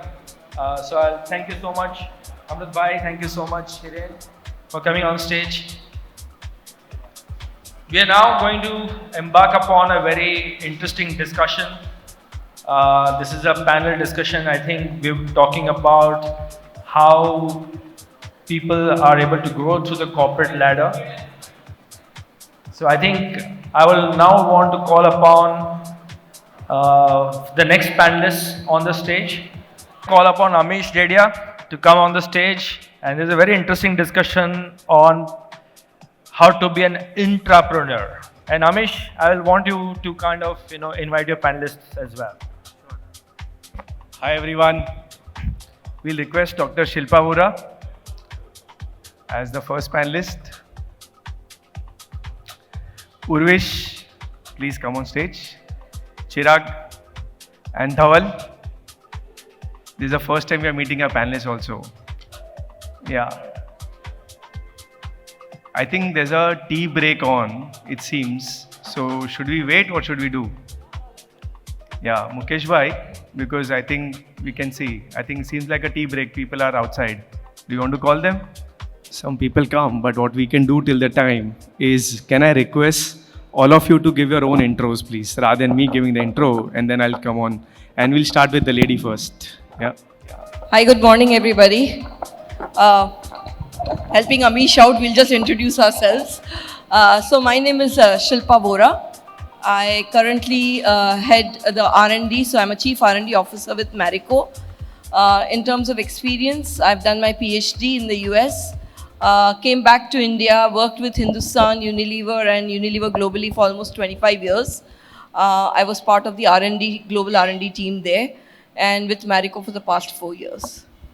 Thank you. Urvish. Again, a warm welcome to all of you. This is Urvish Ramya. I'm from Gam Ramania, born and brought up in Mumbai. Started my career with Morgan Stanley Investment Banking, where I was there for 12 years. 7 in India, 5 in Australia. And from there on, I moved to Blackstone, where I was managing their industrial and logistics business, which has then, since then, scaled up to be India's largest. And late last year, is when I effectively took the steering wheel for Horizon Industrial Parks, which is our industrial and logistics business, and I'm leading that now. Thank you, Urvish. Chirag, please. I am Chirag Gada. I am from Wagad, so Manafra is where I am from. I've been an entrepreneur and now an entrepreneur, so the session fits very well to me actually. Been a founder and CEO for 12 years, started 2 businesses, ran them profitably, and then I crossed over to the other side. Almost became a VC, by the way. Okay. But instead then chose to be an operator, worked with and ran businesses across companies like Mensa Brands, worked with Mr. Kishore Biani at Think9 Consumer, and then right now I'm the CEO for the wellness business at RP Sanjeev Goenka Group, where I'm heading it here and I'm going to launch it in the US and the Middle East very soon. Thank you. Dhaval. Good morning, everyone. I am Dhaval Motilal Gala. I'm also from Wagad. I work with Aditya Birla Sun Life AMC. I am senior fund manager there. I've been working here for close to 16 years. Have a close to 2 decades of experience in equity market. Started as an associate, now as a senior fund manager. I am into equity markets. Great. Hi all. I'm Amish Dedia. I started my career with McKinsey, and post MBA, I've done investment banking for 15 odd years, which is mergers and acquisitions, IPOs, helping companies raise money. And post that, I've joined a venture capital fund. It's called Chirate Ventures. We are possibly the largest domestic VC with like the first check to Lenskart, to Myntra, to Cultfit. See, that's the kind of brands we work with. And currently actively participating here and trying to see what we can get the best out of the audience here. The topic today is about intrapreneurship. Now, just a very quick one. How many of you here are KCF members? Raise a hand, please. Okay. And how many of you are the CXOs or the VP plus or the professionals here? Raise a hand, please. Okay, fairly equally divided. Now, the KCF guys, I assume, are mainly all business guys. I assume. Okay. Some of them are not. But most of the other guys are all not entrepreneurs so far. Okay. Not. ને પાંજે મેં કરો હે કે કરો છે કચ્છી આવ્યો ભાઈ ધંધો કરનું ખપે ઈ કરો હે જોબ બોબ કે ગુલામી કરો કરે જી that is one side of the coin which is maybe the KCF guys but the CXO guys you know how many of here are sons of kirana owners or retailers or steel ji dukan vasan ji dukan retail I have a lot of friends here like me જે તે પપ્પા છે અરે બેટા ગધા મજૂરી ન કહીજ આસી ભણ્યા ન તને કોરો હાલત એને રી ગુણી ઓપાડ્યું હતા મરચી જે બાજુ મેં વ્યુ હતા એટલે છે એમે આવ્યો કે ભાઈ ભણો આગળ વધો 9 થી 5 મસ્ત એસી મેં વેને જોબ કઈંદા શનિ રવિ રજા કોઈ ચીજી ચંદાના ને ફિક્સ પગાર હર મહિને આ વખતે ચાલુ જ રોંધી કેટલો સારો અને એનમાંથી કોરો સચ્ચો અને કોરો નાય ખોટો ઈ પા એની ઓકે પૂછું ચંદા આય કે નાય પગાર તો અચે તો શનિ રવિ છુટ્ટી આય કે નાય હા ઈ પા ટ્રાય કર્યો ને here let us try to grill them okay આ લોકો પણ કે પૂછવાનું તો બિંદાસ ठीक है this is an open forum and we'll ask questions to them which is what ई जो को पांजा पप्पा एटलीस्ट मुझा पप्पा हम कही मने छे એટલે હું જોબ में लगे गयो ठीक है कि भाई आराम थी कही बो पण ई आराम मले तो के ना અને કોરો ચંદાઓ આ લોકો વેત્યું इन जे बारे में let's try to discuss okay I'll go back to English given the forum but feel free to use any language I am sure 80% will understand Kutchi maybe others Gujarati so feel free and maybe we start with Dr. Shilpa now the biggest challenge you know more so for you know women and Kaku also addressed it in a way so now you reached a real top position what are the kind of challenges you have seen here and how are you managing them being a woman boss in your role I think as Kaku said and coming from an MNC and all of you who in the corporate world who are part of MNCs we do have gender targets and there's a whole conversation on gender balance I can tell you as a woman, it is very tough to prove I am there because I deserve it and not because I'm a woman. And to me, I don't want any woman to feel that she got that job because she's a woman. And to me, therefore, that is that slightly extra that I think every woman has to prove to her male bosses that she is equally or probably more qualified to be there. And not to her bosses. I think her bosses are probably more aware. It's to the team below. Because as you said, right, being the boss, and this happened to me when I got promoted, suddenly I was the boss to a peer group of people equally qualified. And it was a very, very big mental shift for me. One, to now be the boss, but for them to accept me. And what Kaku spoke about, right? Having mentors, having people who help you settle in that role. And also remember being a boss, because it's very easy to drag down saying, oh, she's a woman. She can't do it. So I think I would probably have had to put in far extra effort than probably any guy who got promoted in the same role. Absolutely true. Just એ લોકો મને પંજો formal background તો દના પણ પામણી કહેવાય ને parachute oil બચપન pay મને લગાયા ઉભો Joko હજી પણ વાપરી તા કોક જણા આણે તા જેલ લગાઈ તા લોક but that is where she works ને નયો નયો તેલ ગણેશન ની જો કામ હે she is the R&D head there you know that's the informal way of introducing her now Urvish one question for you Urvish જો પાકે અગર ખબર પે અગર આ લોગ મળે કચા જો શેર માર્કેટ में તો રમदा जुंदा ने थैंक्स टू जिगर भाई जो उर्विश के रेफर किया एड़ो चेता कि 15-20 हज़ार करोड़ जो IPO अच्छे और है उर्विश भाई जी कंपनी जो that is the scale at which he is working right now तो Urvish bhai thank you so much that's his introduction but now you have been funded by a PE fund Blackstone okay ने आई ते CEO ठीक है so you have too many stakeholders to manage ही मળી વચ્ચે how do you really balance your life with so many people around you I mean anji life પણ health પણ maintain કરજો કમ પણ કરજી है तो what is that you see as the challenge here you know managing so many stakeholders and still managing your life well No, thanks for the introduction, Amish, but it's still funds which are being managed by Blackstone. Sorry, mic बराबर लगा तो नहीं जो? So, no, very, very valid question, Amish. So I think a lot of entrepreneurs here and a lot of CXOs as well. I think we all can relate to this, right? Even when you're running your small, medium enterprise, it doesn't matter. I'm running a slightly bigger company, it doesn't matter. But at the end of the day, balancing the various stakeholders that we have to interact with on a daily basis, right? Starting with the customers, which are obviously the heart and soul of all our businesses, right? If they weren't there, we won't be there. On top of that, as Kakuji also said, right, taking the team along, right? That's today probably the biggest challenge and the biggest, call it the motivation for guys like us, right? As a 37-year-old, when I joined Blackstone, running a team which was much, much elder to me. My chief development officer, for example, came with 30 years of experience, right? I came from a finance background, I'm not an engineer. Now, how do I deal with someone who has 30 years of experience, who knows pretty much how to build, right? My leasing person came with 25 years of experience, Carrefour, Decathlon, one of these major Walmart, and I am here, 37-year-old, coming from investment banking background, just entered into Blackstone and was given this gig to say, now this is the 250 members, effectively that you've built a team and build a platform which is today 60 million square feet, right? So I think taking that team along, to me, was the bigger challenge. And then obviously, you know, taking your vendors along, and then amidst all of that, at the back of your mind is always your shareholder.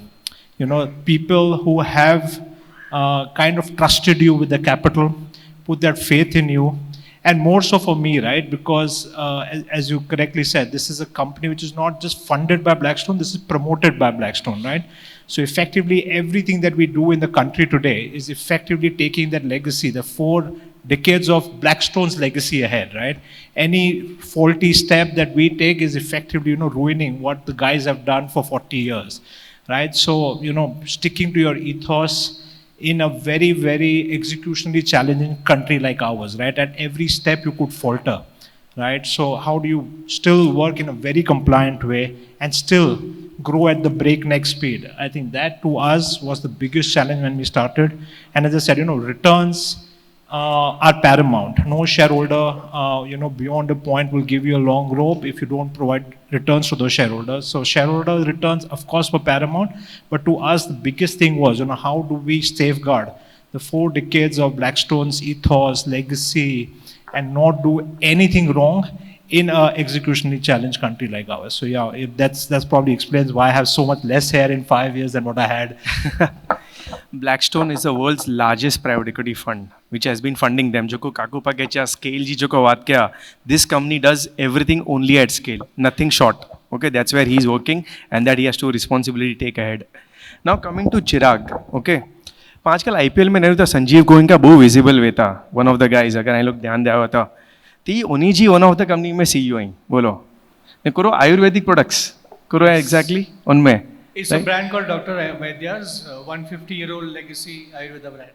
ताणे एक traditional Ayurveda brand ज्या करणे sir CEO he but more interestingly for 10 years before that he was an entrepreneur ने हाणे job में આવ્યા અહીં એટલે ફર્સ્ટ એડો એક્ઝામ્પલ ઓન એરિયા તો જો કો પંજો ધંધો 10 વર્ષ હલાય ને પોએ હન में આવ્યા અહીં so what was the change what was the jump what did you do this why did you do this So honestly, it was the ambition of scale. I was a problem solver. I was able to solve problems all the time. I just wanted a very, very large problem to solve. So that's where I thought that at the end of the day, how good you are, but as a bootstrapped founder, you will reach a ceiling. This is not because of your capabilities, but because of the funding abilities and the backing.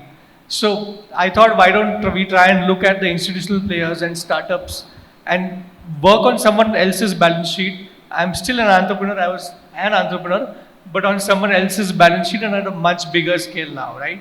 So that decision was the easier part. The tougher part is the learning and the unlearning, right? Because as an entrepreneur, I decided something I want to do and tomorrow it happens. I would make it work anyhow. Today in a corporate setup, I have to decide something. I have to onboard all my stakeholders, right from the group CEO to the board on which I am also sitting, but fellow board members, to the promoters, everyone, and make everyone move towards that mission. So once I initially was able to crack that in a few months, it's been a dream journey after that. done business across multiple countries, saw things which I could have never seen as an individual startup. So been a very rewarding journey that way. I often still think about that entrepreneur to entrepreneurship, and that's a subject which is very close to my heart. And that's when Amish called me, I was like, this is the topic we should talk about. Thank you. Oh, great, thank you so much. Kaku also referred about कि one of the legacy groups in India have been Tata and Birla. तो पाँच गोता के ऐसे कोई बिरला जो के टाटा जो आए करो तो पाँच के भले धवल भाई, okay, धवल भाई is with Birla. Now again Birla traditionally was doing many things, but last maybe a decade or back or so they got into finances.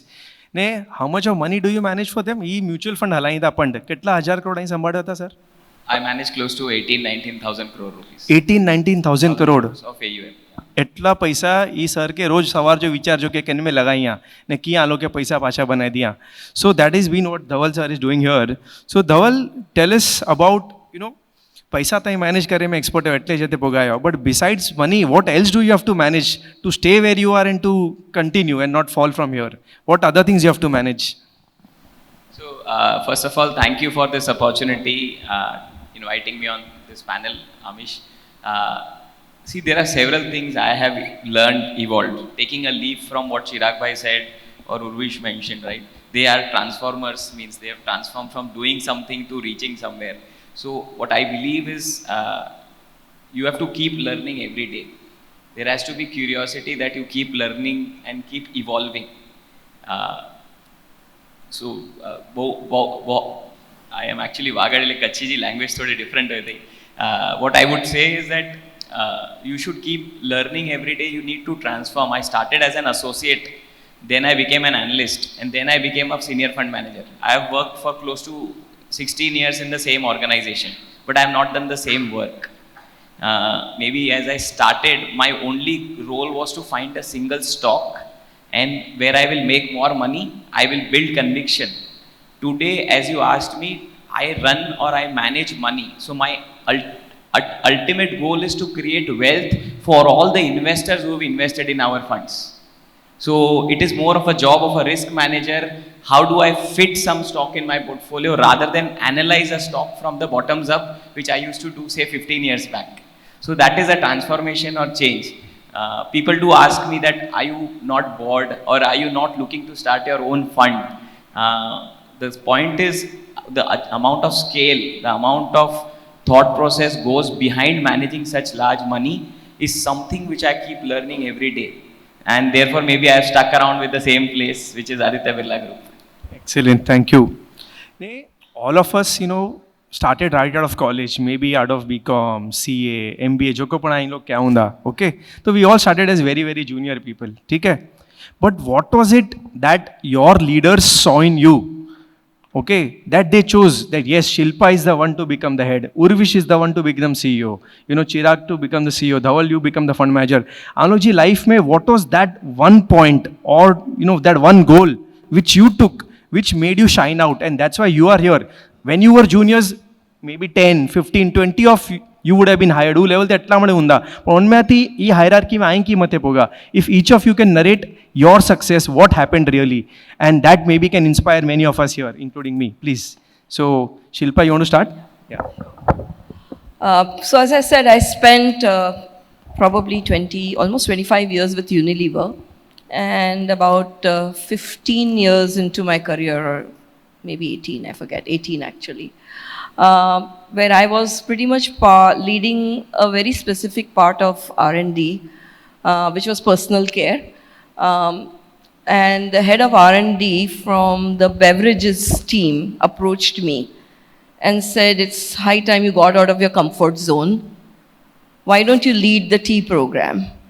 Chai pinde bhi nati ache, thodi banaine ache thi, but that's it. Now to say, okay, now go from personal care to lead a program where, and remember, I'm a PhD, expertise matters. I am where I am because of my expertise.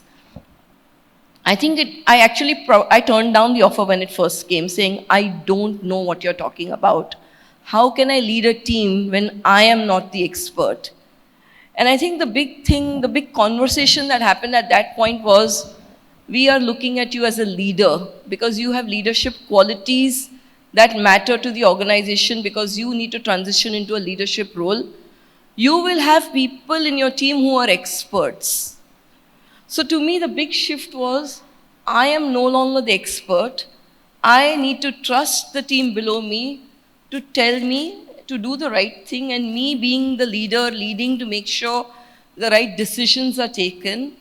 And every role since then, I then went on to lead globally the brand Lifebuoy R&D during COVID. Imagine, it was probably the best brand I could have ever worked in. I somewhere feel personally I had a role in saving lives.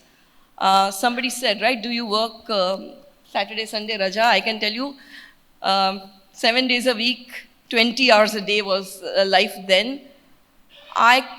Lifebuoy could do what it did because, again, I had a team of experts I could trust. I joined Marico. For those of you who know Marico, it's an oil company. I know nothing about oil. And I remember when Shogata interviewed me, who's the CEO of Marico, the first thing I told him, I don't know oil. Why are you hiring me? And again, it's the same conversation.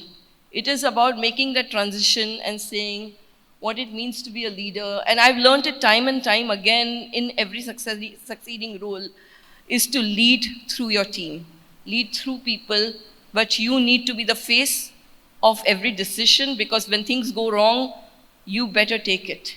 You can't put your team under the bus at that point. But Shilpa, you said that, somebody told you are a leader, okay? Both the times, Shogata also and the first time also.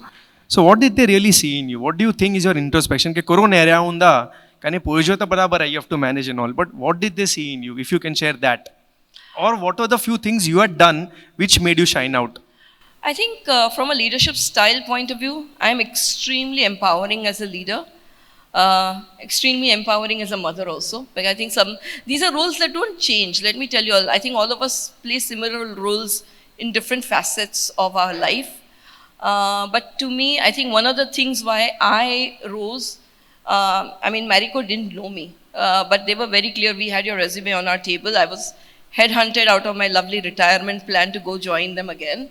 And I think somewhere it spoke about how was I an empowering leader, taking decisions in tough times, taking decisions without having full information, and letting the team sort of flourish under you. Great. So these are things what she did proactively, and I'm sharing this because see, a lot of us have these 9-to-5 jobs. Okay, we feel ke ho gaya and stuff. Okay, but to rise from there has to be that exceptional spark. Okay, which she's talking about, and I'm sure Urvish will share more because Urvish was a banker. Banker ka hum to bechne ka hai. See, we have all been Jigar by me, Karan. We are all bankers. Okay, most of the time we are selling stuff. But from selling to now managing. Okay, what is it that they saw in you and you got this role? Yeah, no, I think, again, a great question, Amish. I think this has to go back to our genesis of all the 200 people who are in the room. I think it has to be our Kutchi DNA. I think the entrepreneurship somewhere in us is still alive and kicking. I think, whether we are doing a job for a company or whether we are running our own businesses, seeing my dad, I'm seeing my grandparents, just slog it out. I think that's something that becomes very natural to us. Even if you think about how banking happened to me, right?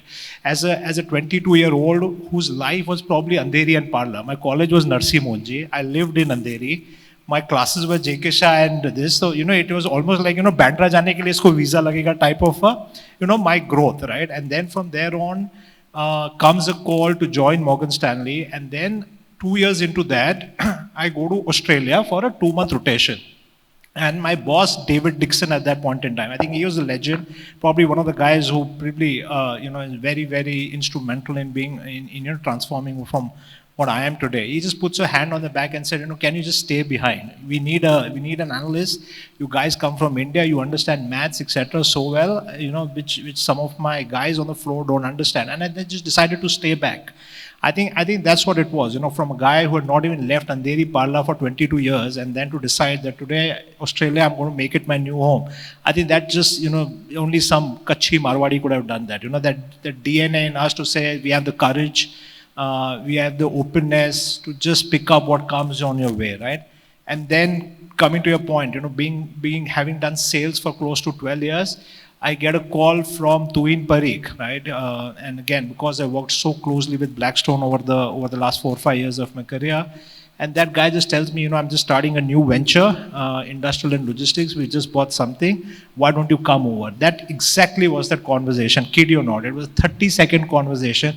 And I told my wife is here, Dviti, and I told her, I have no idea why firstly I got a call from Tuhin.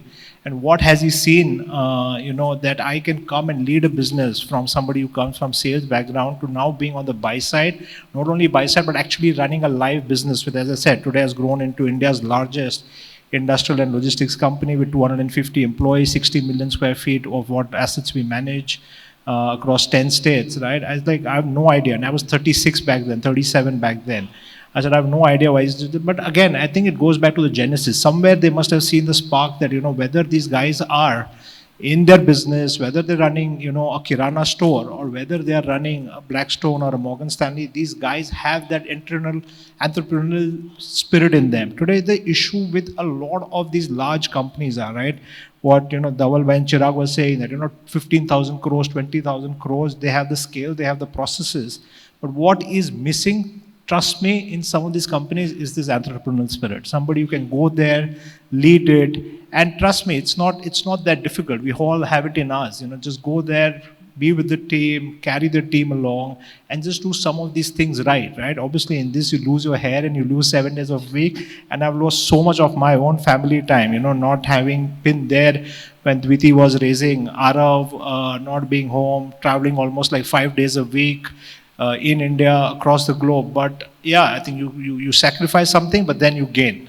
But yeah, I think that's amazing Blackstone जा जो founder हैं global they have written a book उनके अंदर तुहिन पारिक जो नाम है okay imagine in a global book an Indian has been mentioned, that is Tuhin Parekh, and Tuhin has recognized him. So something he would have done in his life that Tuhin recognized him. Okay, boss, you come on board. Okay, so hats off. Chirag, again interesting. You tell us. Yeah. So very interesting. 3 things I think which have led to me being given more responsibilities by corporates. I think number 1, there's a lot of respect for founders and ex-entrepreneurs in the corporate world. We as entrepreneurs don't realize it enough, but they really love entrepreneurs and founders, and they want to onboard more and more of us because very, very high level of ownership they can see clearly. Right? Someone who's an entrepreneur will set a goal and go the extra mile to anyhow make it happen. So number 1, there's a lot of respect, and which helped me when I moved from being a founder to joining a corporate. Second, I think I'll pick a little more on what Urvish just said.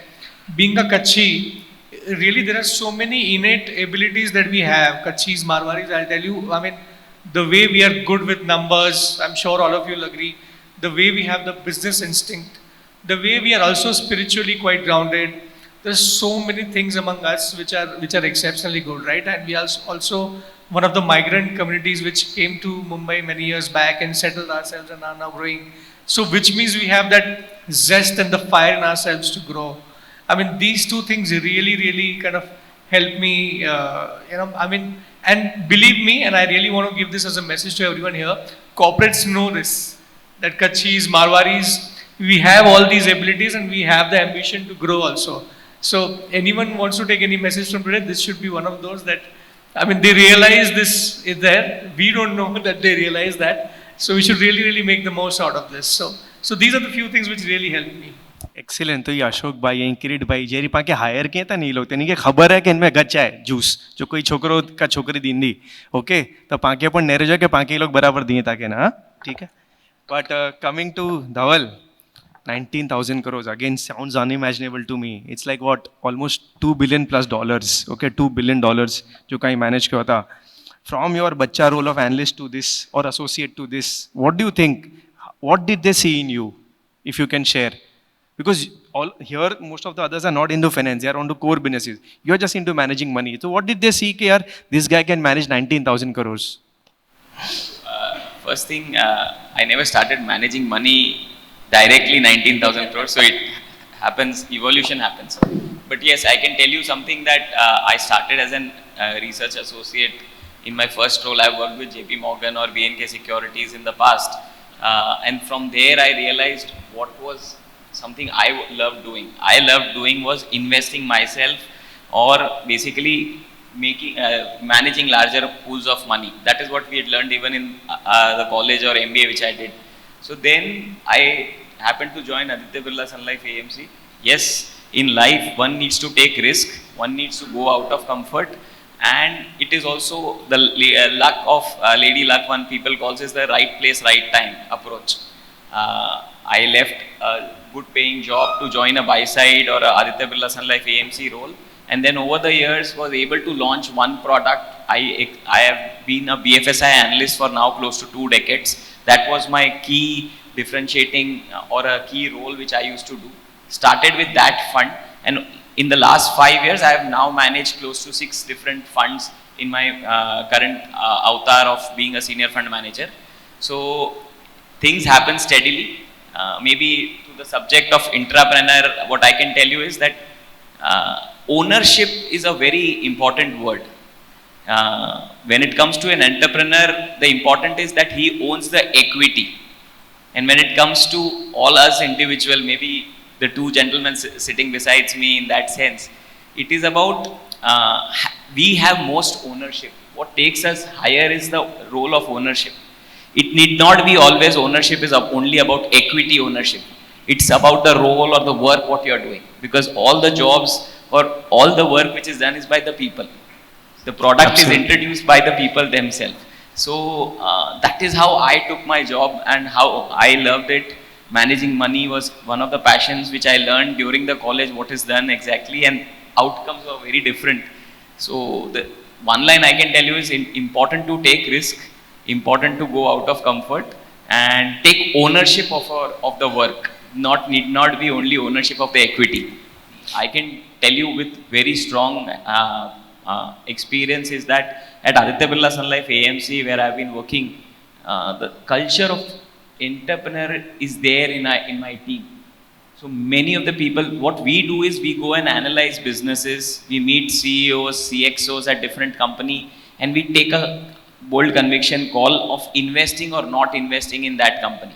Maybe, as you mentioned, he is going to come out with an IPO. I might meet him as a CEO of that company and ask him some grilling questions. It is setting Tevi Boyji. How do you do this, or how do you get somewhere, or what are your future projections? And then we get into analysis. The point here is taking that ownership, important, and you have to believe that it is your Bapa's company. Absolutely, absolutely. And then that important part comes of creating impact. The importance is creating impact, because I am going to invest hard-earned money of a lot of individuals. All the people out here invest in mutual fund. That people's money is my primus duty is to create wealth for them. Create wealth which is better than market returns. So I have to believe that it is my Bapa's company. Excellent. Thank you so much. Urvish, one thing about... Of course. Urvish, when we talk about all this, now we'll take some soft factors, okay, to end this conversation with some of you. How do you manage your work-life balance and your health? Of course, you said you lost hair, but we can see a lot of it is still there. But what exactly are you doing? How are you managing this, with travel and so much? So some aspects around how do we all manage our lives better, our health better? Yeah. So something again, I think that point for all people will be different. This is all about how do you unwind and get back to that Monday so they don't have the Monday blues, right? For me, it's not so much about exercising. A lot of people have taken to exercising, going out with the friends, etc. To me, it's my little nectar, my family. You come back to them, and that pretty much to me, just spending time with them and not doing anything. That's what has worked for me. As I said, as an analyst in investment banking, I have lost a lot of time that I would have otherwise seen my son grow, for example, spend the early days with my spouse, etc. Right? So today now I realize that probably that thing to me is what ticks the most to me. Right? I don't want 100 friends. I don't want to party. I don't want to be out there. We are pretty shy people that way. So 7, 8 p.m., 9 p.m. when you're unwinding on a Friday, you still at the back of your mind are still thinking about business and what happens on Monday and the 10 things that broke this week and how we're going to fix it next week. But when you come home, just see your wife, you see your mom, you see your son, and I think that for me is kind of like working, and then just gives me that boost, that zeal to come back again Monday and go kicking again. Excellent. Coming back to family, because see, spending time there is also important, because we are in that age now, parents are aging, okay? So what time we have to use. But Shilpa, now coming, to a critical question which we also spoke of, what about mental health, stress, which brings in, and we've seen a lot of issues happening linked to mental stress, which affects family as well as personal life. What do you think? How should we all handle that? I think mental stress is the reality, honestly. It starts with recognizing that you can't do it all. Okay, let me start there. And I think, and it's not about being a man or a woman. I think it's just recognizing I can't do it all. I think what you just said, spend time with family. It's also about prioritizing and asking for help. I think there is no harm in asking for help. There is no harm in saying, I don't know, I can't do it. It's a taboo, no? यार मुझे psychologist क्या बनना क्यों बनना? I think it's honestly being true to yourself, having the guts to stand up and say, I need help. And I mean, who cares about the taboo? I'm very clear. If I need help, I need help. कोई समाज मुझे पोठिया आचे वारो ना मुके when I'm in trouble. I have to worry about myself. And I think it's this whole pressure that samaj hai, it's corporate life, it's politics at work. But end of the day, trust me, you have to stand up for yourself. Nobody's going to stand up for you. And I personally see no harm in asking for help. I know multiple corporates, we offer multiple interventions for people to go talk. And I know the number of people who go and actually use that. It will be surprising. At least at corporates, all people, many of us who work at corporates know we offer psychological help. And while it's confidential as a CXO, I don't know names, but I know numbers, and I can tell you, it's mind-boggling to see the number of people who are standing up and asking for help. Excellent, excellent. I think Hitesh Shah may have come. I don't know whether he's here. If you're here, maybe you raise your hand. Okay. So Hitesh is working with a large corporate, but also acting as a people coach there inside. So that is being promoted a lot now, helping people inside the firm itself for your mental stress. Maybe the last question now, Chirag, from your side, what do you see? Now, there'll be a lot of guys who are on the business side, or let's say on the job side, they may want to go to businesses. Or somebody from the business also, the next gen may want to do something new. What is your, perspective to them? Because you've seen both the sides now. What do you want to share? Very interesting.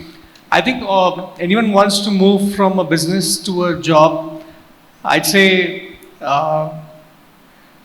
think about it very deeply.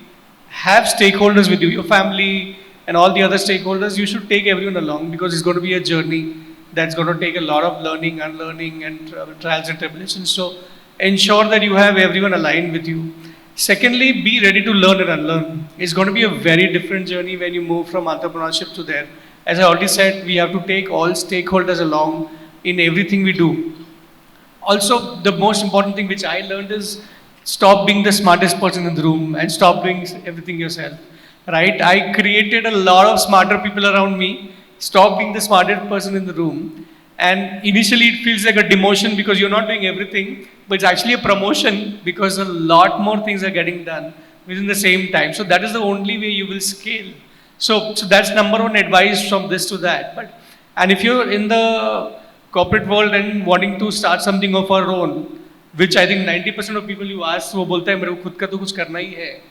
But what I'd say is, if you really want to do it, you start doing something while you are at work. At least speak to a few clients, have a few commitments, maybe talk to a few people, have a founding team in place before you quit. That's actually very easy to do today. Have some groundwork done before you quit. Don't only quit on conviction. Secondly, your runway is going to feel much lesser just 2 months after you leave out the corporate. While you're in the corporate, you'll think I have a runway, I'll manage, etc. 2-3 months down the line will change. So you'll not be able to guess that. So plan longer, but at the same time, if you really are convinced, please go ahead and take the plunge. Excellent, thank you. So one important part here was delegation. The better the juniors you have, the more you will grow. Okay, that has helped, I think, most of us in our life. So I think we are almost done, 35 minutes done. So thank you so much. Should we take questions or should we call it now? Okay, 2 questions is okay if anybody wants to. Yes, ma'am. Manisha, right? Yeah. Advise family businesses, and one important distinction I saw is that entrepreneurs create wealth, family businesses create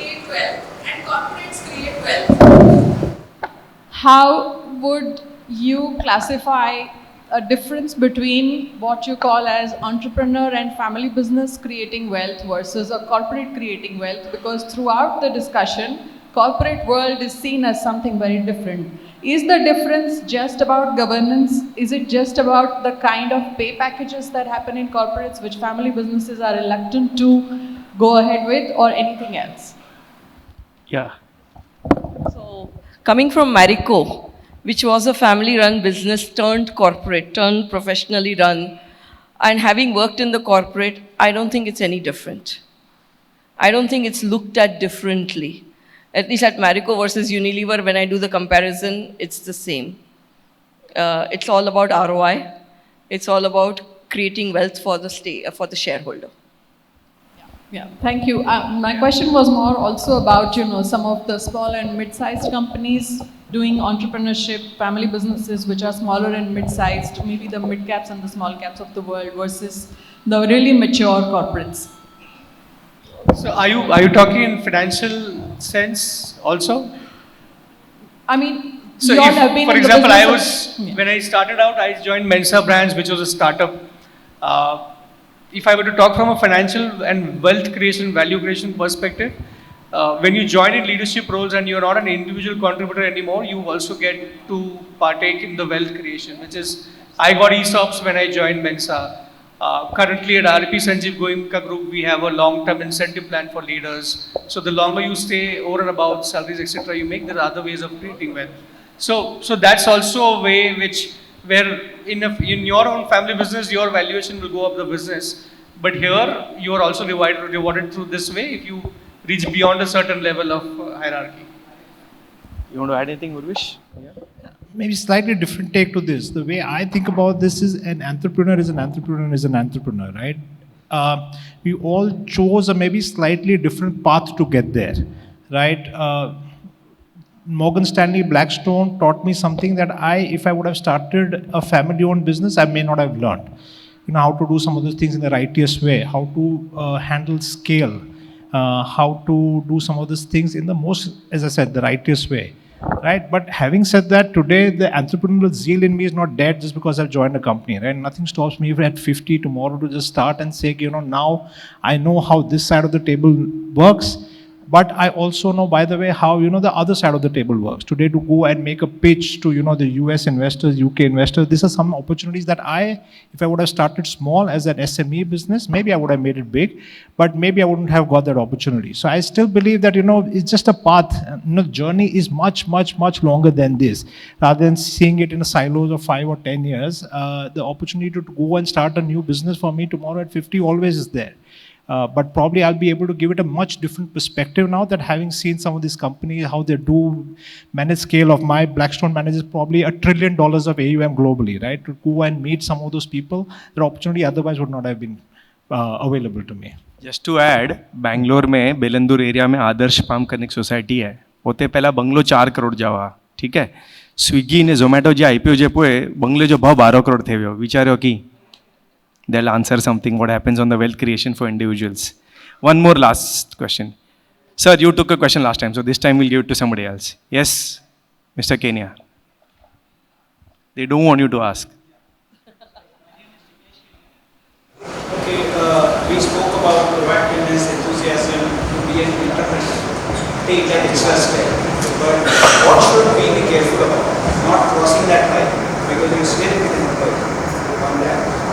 That not crossing the line is, I told you that we have stakeholders to take along with us, and you need to give some and you need to take some, right? So it's reading the room, reading the perspective of everyone in the room. For example, in my own business, I am part of a large conglomerate, right? So I spend time with my board and the main stakeholders in the room together, and also individually giving them context of what I'm trying to do.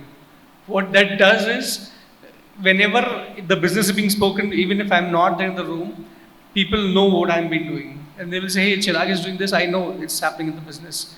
That way, almost all of my initiatives have a sponsor, which Kakuji also spoke about, to take it forward even if I'm not there, which lets you do a lot of things in your business. Otherwise, you will get stuck in the corporate rigmarole that is there, right? Because there are people with vested interests, all kind of people, their thought process may not be the same as you, right? So you need to give some and you need to take some. And when I'm saying we need to align stakeholders, we also sometimes agree to what they are saying, and kind of collective wisdom is something we get in return. And their networks also, they will open up for you if you really put in effort there. So that's been my take of being in a corporate and being an entrepreneur within the system. Thank you. Just to add a perspective here, one should not get mixed feeling in terms of taking risk. An entrepreneur also has to take risk. That doesn't mean he's crossing the line between a black and a white or being gray. Similarly, as a corporate profile or an individual working in a corporate for a long tenure, many of us, it's a different thing to follow compliance, follow rules, and taking risk. These are two different chapters in that sense. So you should always be risk taking. I think that is what even Kaku madam mentioned in the morning session. But I am saying there is not a thin line, there's a difference. So there is compliance which is completely different and risk taking which is completely different. As an individual, we mix both and then we step back, not taking the right risk or right step. So there is always a difference which one needs to understand in respective business and respective field, that you should always be taking risk. That differentiates you as a normal employee than a leader in that sense. And it should not be mixed between compliance. Thank you, Dhaval. We're done. So thank you so much. Such an engaging audience. I myself never sit inside the audience. Okay, I always in the corridor. But thank you so much for being here. Appreciate. And thank you all of you. Wonderful. Thank you so much, Amish, for a very invigorating session. And I'll ask Jigar to come over on the stage. I'll also ask Praveen Gala and Parul Shah. They're all committee members to come on the stage for a photograph with the panelists. And thank you, Shilpa. Thank you, Urvesh. Thank you, Chirag and Dhaval, for a very enriching session.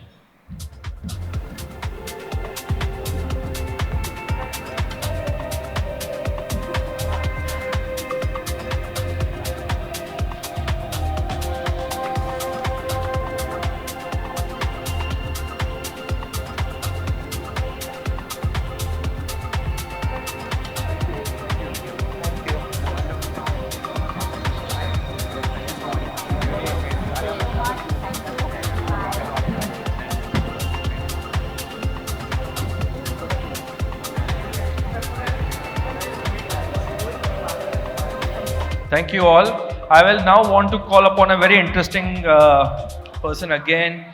We've been talking about fund managers from Aditya Birla Group. So I think we have one more fund manager from Aditya Birla Group. I'll call upon stage Kunal Sangoi.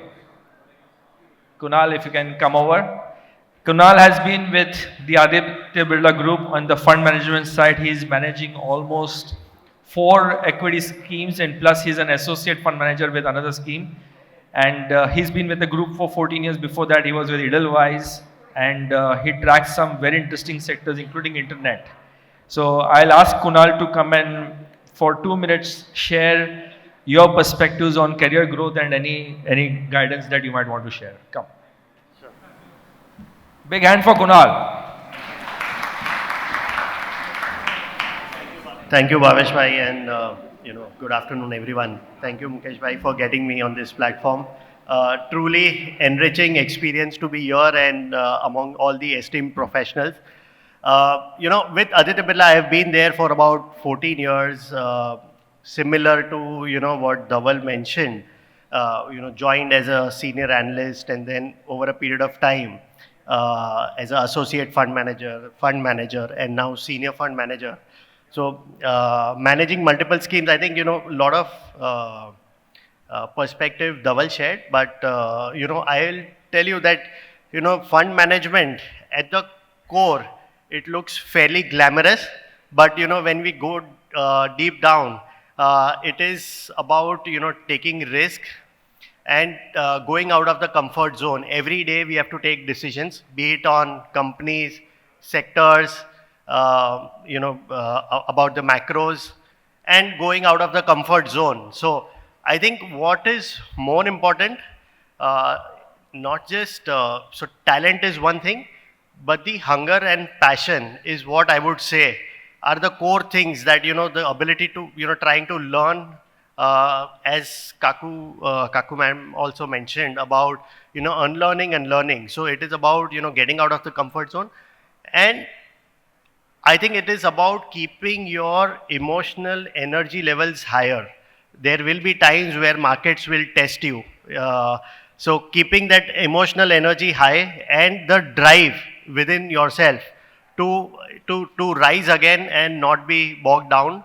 So that is something that one has to develop. I think I would say that you have to develop your own style. You have to you can learn various frameworks, but till the time you know your own framework, develop your own temperament, you know what the blind spots for yourself are, uh, is when you will achieve success in investing.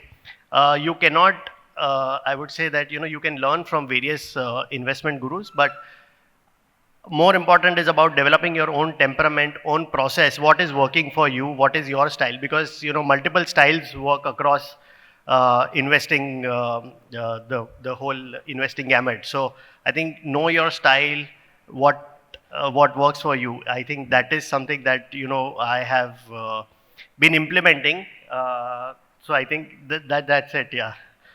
So yes, thank you.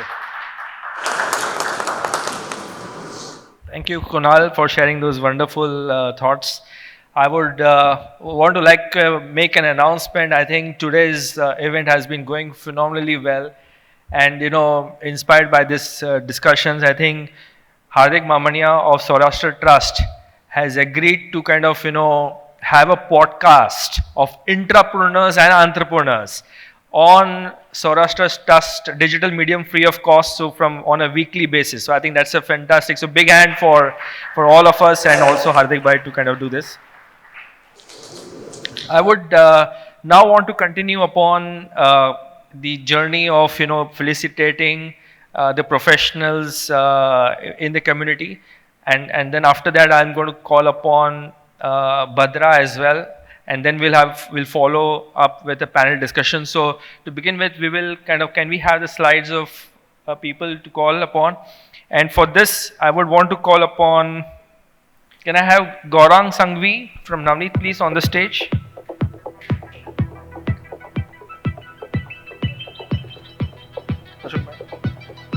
Can I have Ashok Bhai come on the stage please to felicitate?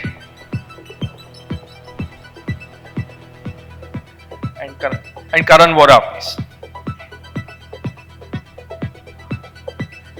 Gaurang Sanghvi.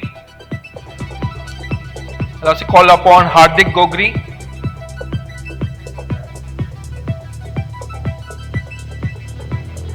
Hardik Gogri.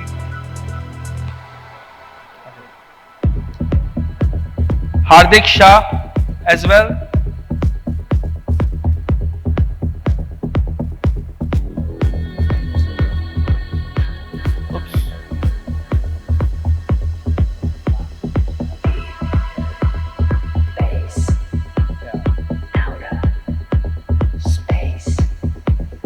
Harini Dedia.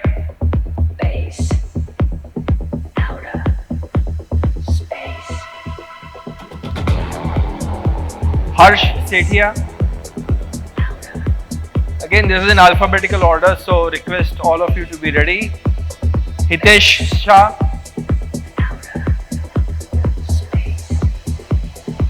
Ishani sir.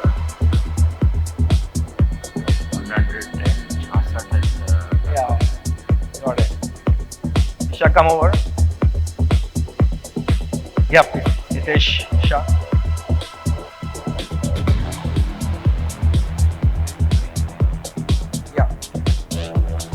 Shah and Ishan. Come.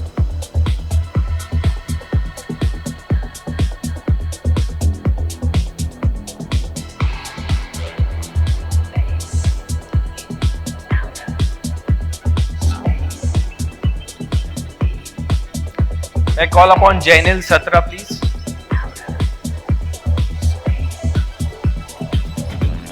Jatin Karani, Jeet Gada,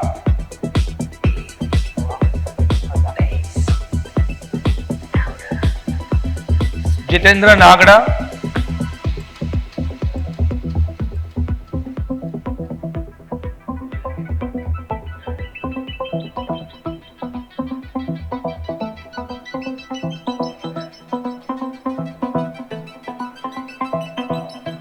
Jinit Bheda,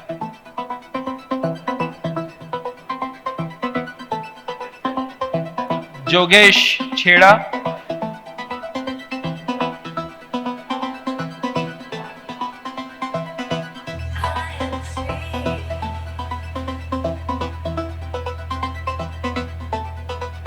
Jubin Shah,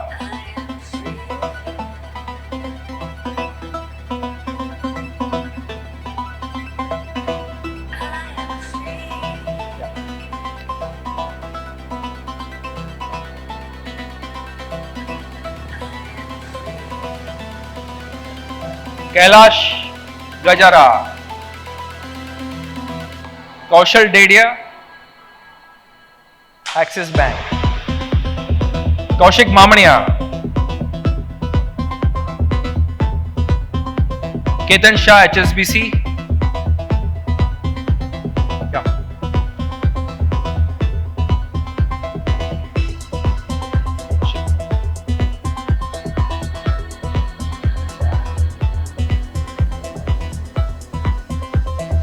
Keval Nandu, Krishna Gori,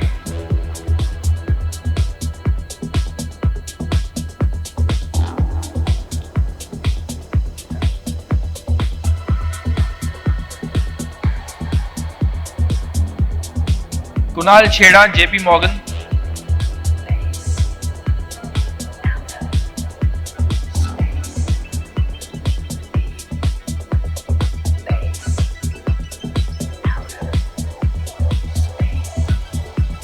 Kunal Chheda,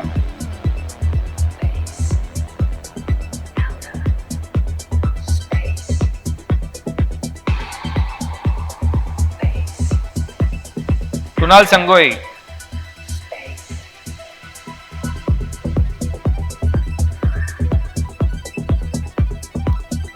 we have Kunal Saivla after that.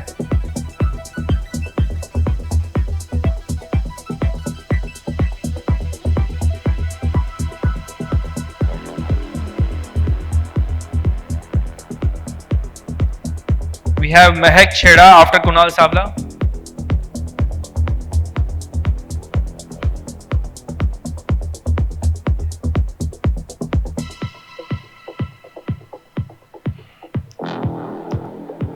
Manan Thakkar after Mehak. Manoj Bhanushali.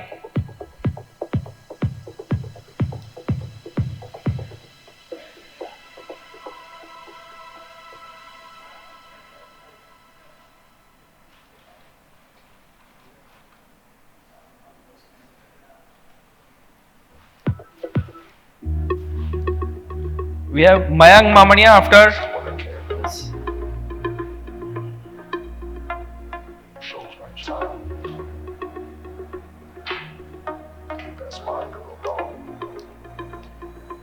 Meghna Makra, Mehul Dedia. Come Mehul. We have Mehul Bhanushali after Mehul Dedia.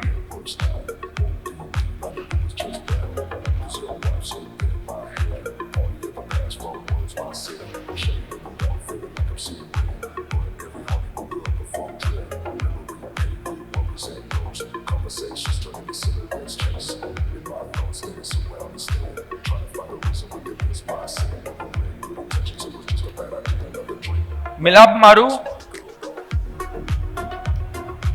Mitesh Gangar, Mitesh Gala,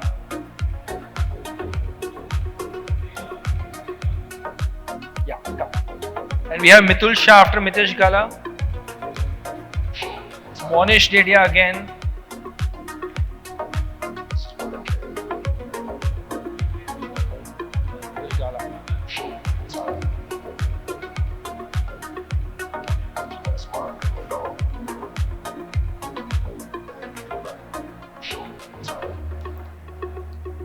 Mitul, come. Sir, round of applause for these guys, please. I mean, this is.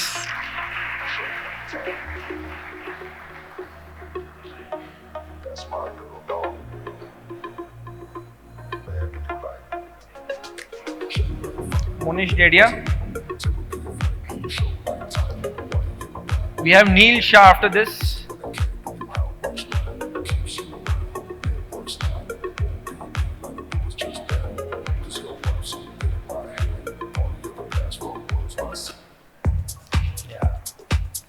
Neil Shah.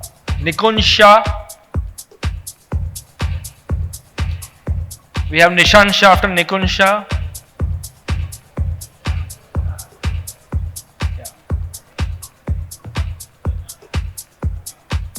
Neil Shah. Neil Shah. Nikon Shah.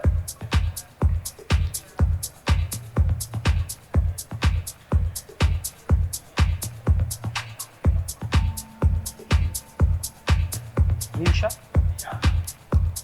Nishan Shah.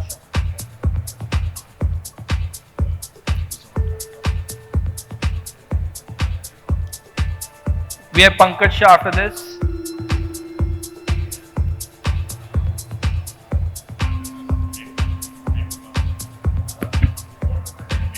Yeah. We have Mehul Bhanushali coming in. I'll just go back.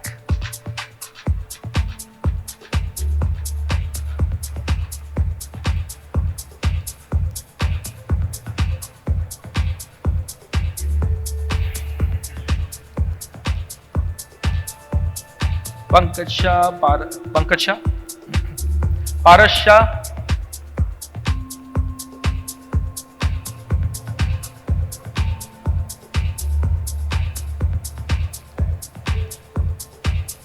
Paresh Bhanusali.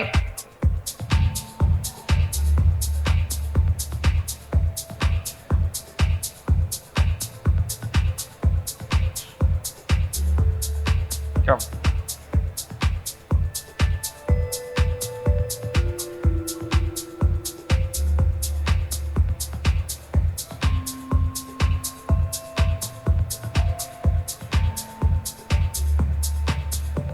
Parth Manoj Dedia. We'll stop all at P's and then we'll continue with the rest in the next round. Parth.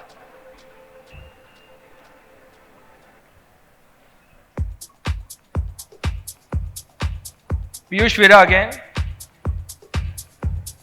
Come Piyush.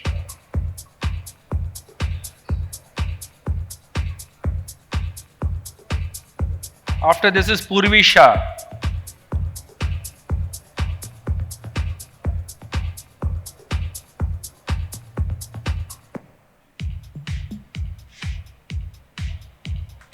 Puneet Thakkar.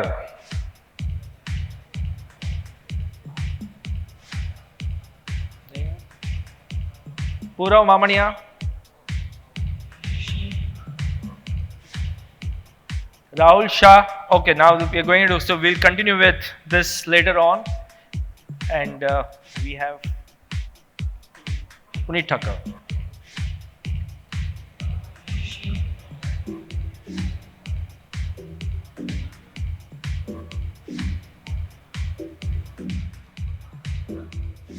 Thank you so much, Ashok Bhai. Thank you so much, Karan. We now again have a very interesting speaker, Badra Kanaya. If I may ask Badra to come over on the stage, please. Now, Badra has been an investment banker and then turned into an entrepreneur as well. So, as we kind of get into the next session, and Badra has been a great friend and know him for so many years. Our common connect is we've been a CFA and also into volunteering activities of CFA, but now he's done very well. So I will, share your perspectives about your journey and some insights which can be of help to others. So just whatever, 2-3 minutes you can. Thank you, Bhavesh. Thank you, everyone. I think it's good to catch up with Bhavesh. And regarding the journey, as Bhavesh and we both are the bankers, Used to run an investment bank based out of London, private equity M&A, typically inbound capital coming into India. Spent about 12 years there. After that, did couple of infra transactions, raised about a couple of $1 billion for Indian large group. But then I think in 2014-15, there I see an opportunity in the renewable space was coming in. And then in 2015-16, I picked up some West Africa business, which I see opportunity to partner with large group based out of Middle East and build that business in West Africa, and we sold it to CDC, which is now the BII. And that was in 2016, and 2017, 18, 19, I came back to India, and founded a renewable energy company called Sunstream Green. India was a transition, and we see that the renewable energy, the energy ecosystem was a transition. So there could see a good opportunity to build business. Coming back from banking, we always use beyond the capital size equity. We could see how the international equity come and see the Indian emerging market. So there see a good possible large institutional business, large yield play we can build. So that's where we started a Sunstream. Over the last 6 to 7 years, we built about close to 400 megawatt of operational assets. We are building a yield play. We raised a lot of capital. I think Bhavesh also helping us professionally also to advising us. So it was a good, extremely good journey in terms of building some good long yield platform in India.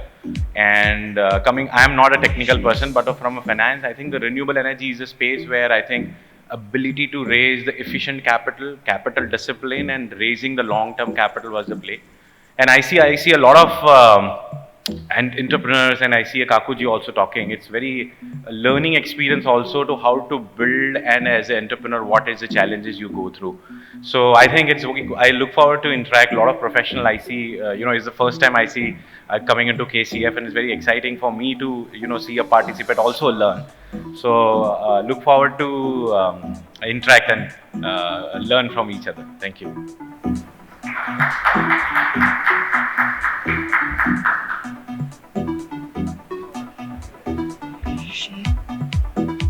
Badra, now that you've given a speech here, you cannot not become a member of KCF. So you have to become one, okay? And I think this goes for everybody. I think, you've seen the flow of events today. You've seen the kind of people over here. If you're not a KCF member, please do become one. This is a chance. And, from what I will want to do is now, as our, the story is unfolding, like we first had Kaku Nakade talk about her journey. Then we had a panel discussion about, entrepreneurs in the companies. Like people also, like Chirag also had his own business, but he joined a business, a larger setup to have run as an entrepreneur in the company. Now let's shift the gears to see people who have been in the corporate journey before, but that entrepreneur mindset kind of wanted them to be free of the corporate and then start their own journey. So that is a discussion we're going to have now. And I'm going to call Jignesh Kenya, and he's got a wonderful set of panelists to talk about that. So a round of applause for Jignesh. And Jignesh, why don't you come over and introduce the panelists? Good afternoon, everyone. Thank you, Bhavesh. Okay, so quickly going on to our panelist, Ashish Gala. Can we have you on stage? Kunal Savla. Puneet Thakkar. We'll introduce them during the course of the conversation. Come.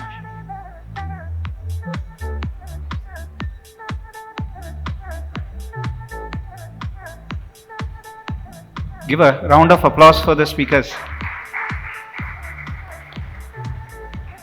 Yeah. So Kunal's request, a lot of guys outside, can we please call them inside? Yeah. I think bell ringing going on. So hopefully we should have. In the meanwhile, how many corporate guys here, the corporate CXOs who have participated today, can you raise their hands? Only 10, 20 of them. I think we should have more of them, coming in. Let's wait for a couple of minutes in that. So the whole conversation started with entrepreneurship. The first panel discussion which we had was how to be proactive when you are at a CXO level or across the chain in your organization. That now, as Bhavesh mentioned, we shift gears. At some point of time in our corporate careers, we have thought about moving into entrepreneurship. Yeah, that's where I wanted to actually take a vote from the corporate guys as to how many of you have actually thought about moving on to the other side, crossing the line and becoming an entrepreneur. Yeah, can we see here? Yeah, some hands going up. Great. Yeah, many hands going up. Great. So this panel is for those guys who have actually thought about it but not crossed the line, or still started thinking about it but don't know how to go about it. So that's where we have on this. And see, some are dreaming about it, some have started taking some steps toward it, and some have taken that decision, crossed the line, either because of some frustration within their existing organization, an opportunity which they have seen on this, or some changes in market scenario. And today we have our panelists who have actually crossed that line and who will be able to give you practical insights into what went through their mind, what questions did they have, and how did they solve it to this. So we are going to have not any theory but practical insights on how they went about this exercise. So first we have Ashish Gala from Venture Soul Partners. He's moved from senior institutional finance roles like HSBC, Credit Suisse, CLSA Capital, and Stancy to launch his own fund called Venture Soul Partners, which is a structured credit platform. I think 3 years now, Ashish? About 3 years? Just about 2 years. So about 20 years of corporate, 20 plus years of corporate journey and 2 years of entrepreneurship. Then we have Puneet Thakkar from Shivami Cloud Services, which is a Google-focused business that he founded. His earlier experience includes firms like Internet Marketing Pro and Communic Multimedia Mumbai. So that is about now 20 plus years of entrepreneurship experience and about 7 to 8 years of corporate experience before that. Yeah. And third, we have Kunal Savla. Amish is here. Is Amish here? Yeah. He introduced me to Kunal Savla. He said, पहले eBay e-commerce में था, फिर Future Group में e-commerce में marketing कर रहा था, and then अभी online बर्तन बेच रहा है. So that's the way he introduced Kunal. That's the way he introduced me to you. So basically, he has worked with eBay India and Future Group, and now runs his own firm called Value Retail. And he'll tell you more about it. In fact, all of you just tell us more about it. And he's had some about 12 to 13 years entrepreneurial experience and about 7 to 8 years corporate experience. That's true. Yeah. So as you see, different years of corporate experience and different years of entrepreneurial experience across, the dais we have. So great. Let's start with our first question on this. Actually, what was the trigger? What was that decision which, made you move from corporate employment to entrepreneurship? Was it a sudden movement or was it a gradual build-up? Did you always knew that you had to do this, or it came up one day? Maybe Ashish, we start with you. No, sure. See, I keep reflecting it, on a daily basis. I would say there are two kind of factors, right? There is a push factor and a pull factor as to why you would want to kind of do this. The inherent pull factor always has to be there, that you'd want to do something. Is there something that you can solve for? But, coming from a corporate life, right? I worked, 10 years in Singapore, then 12 years back with multiple large institutions. Often, I see the push factor getting taken over and being overwhelming, right? People do it for the wrong reason के, बहुत politics है. इससे अच्छा तो, मैं छोड़ के आऊँ बन जो की करेगा ना, I can do it. Those are more like push factors. I would like strongly say that yes, these are there. Corporate life can get very frustrating, can get very challenging, but not the right one. the real, at least for me, was the pull factor is like, is there that one thing you think you can really own it in terms of, is there one risk you can own? Is that one risk that you can solve? Is that one problem statement you can say that, yes, I can do it? And when you have that conviction, I think that's the kind of right trigger point, right? Like in my personal case, I've always been on the structured finance side. And we kept thinking, and it was, we go through these ebbs and veins, right, as to what you can do. But that one question that hit right for us, can you do structured finance in the venture space with technology companies, with new economy companies? And there's nobody doing that in the country today. And when you went through it, you build your conviction, you test it out, use your corporate, kind of surrounding as a sandbox, right? I mean, test it out before you jump. But once you get that conviction, you have to at some point pull the trigger. So that was it. Great. Kunal? Hi, Kunal Savla, Gam Talwana.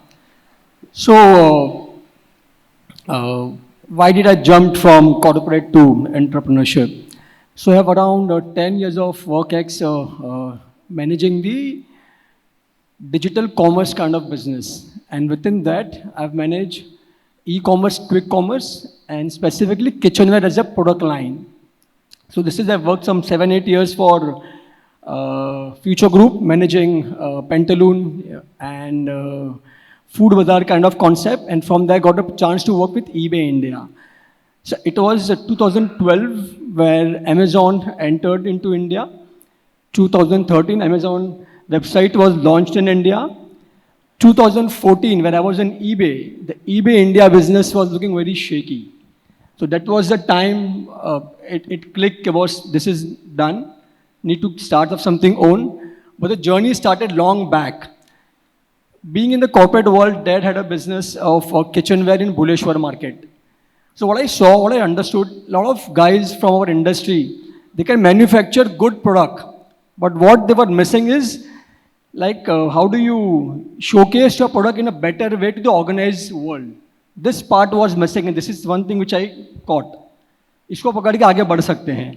And when eBay India was looking not great, that was the time I decided, okay, let's move on from here. That's what the trigger point. Thanks. Puneet. So for me, honestly speaking, when I was in school, my teacher used to always tell me, what is your identity? Interesting. And I used to think, what is my identity? Even today I think like that. But question is, I figured out during my growing up period that my identity is my work. Okay. I started working, I was working for someone. One fine day, I did exceptionally good job for someone. I got appreciated, did it again, and you start doing it. The same person told me one fine day कि तू बेटा नौकरी का material नहीं है, धंधे का है. Okay. And that triggered me कि शायद this is the time I need to move. Interesting. Tell us something about your business. What do you do? So you have a my 15,000 square feet my office company in is Mulund. called Shivami Cloud Services. We are Google Cloud's largest partner in India, award winning almost for 7th year consecutively. And I hire most of the women, 80% female staff.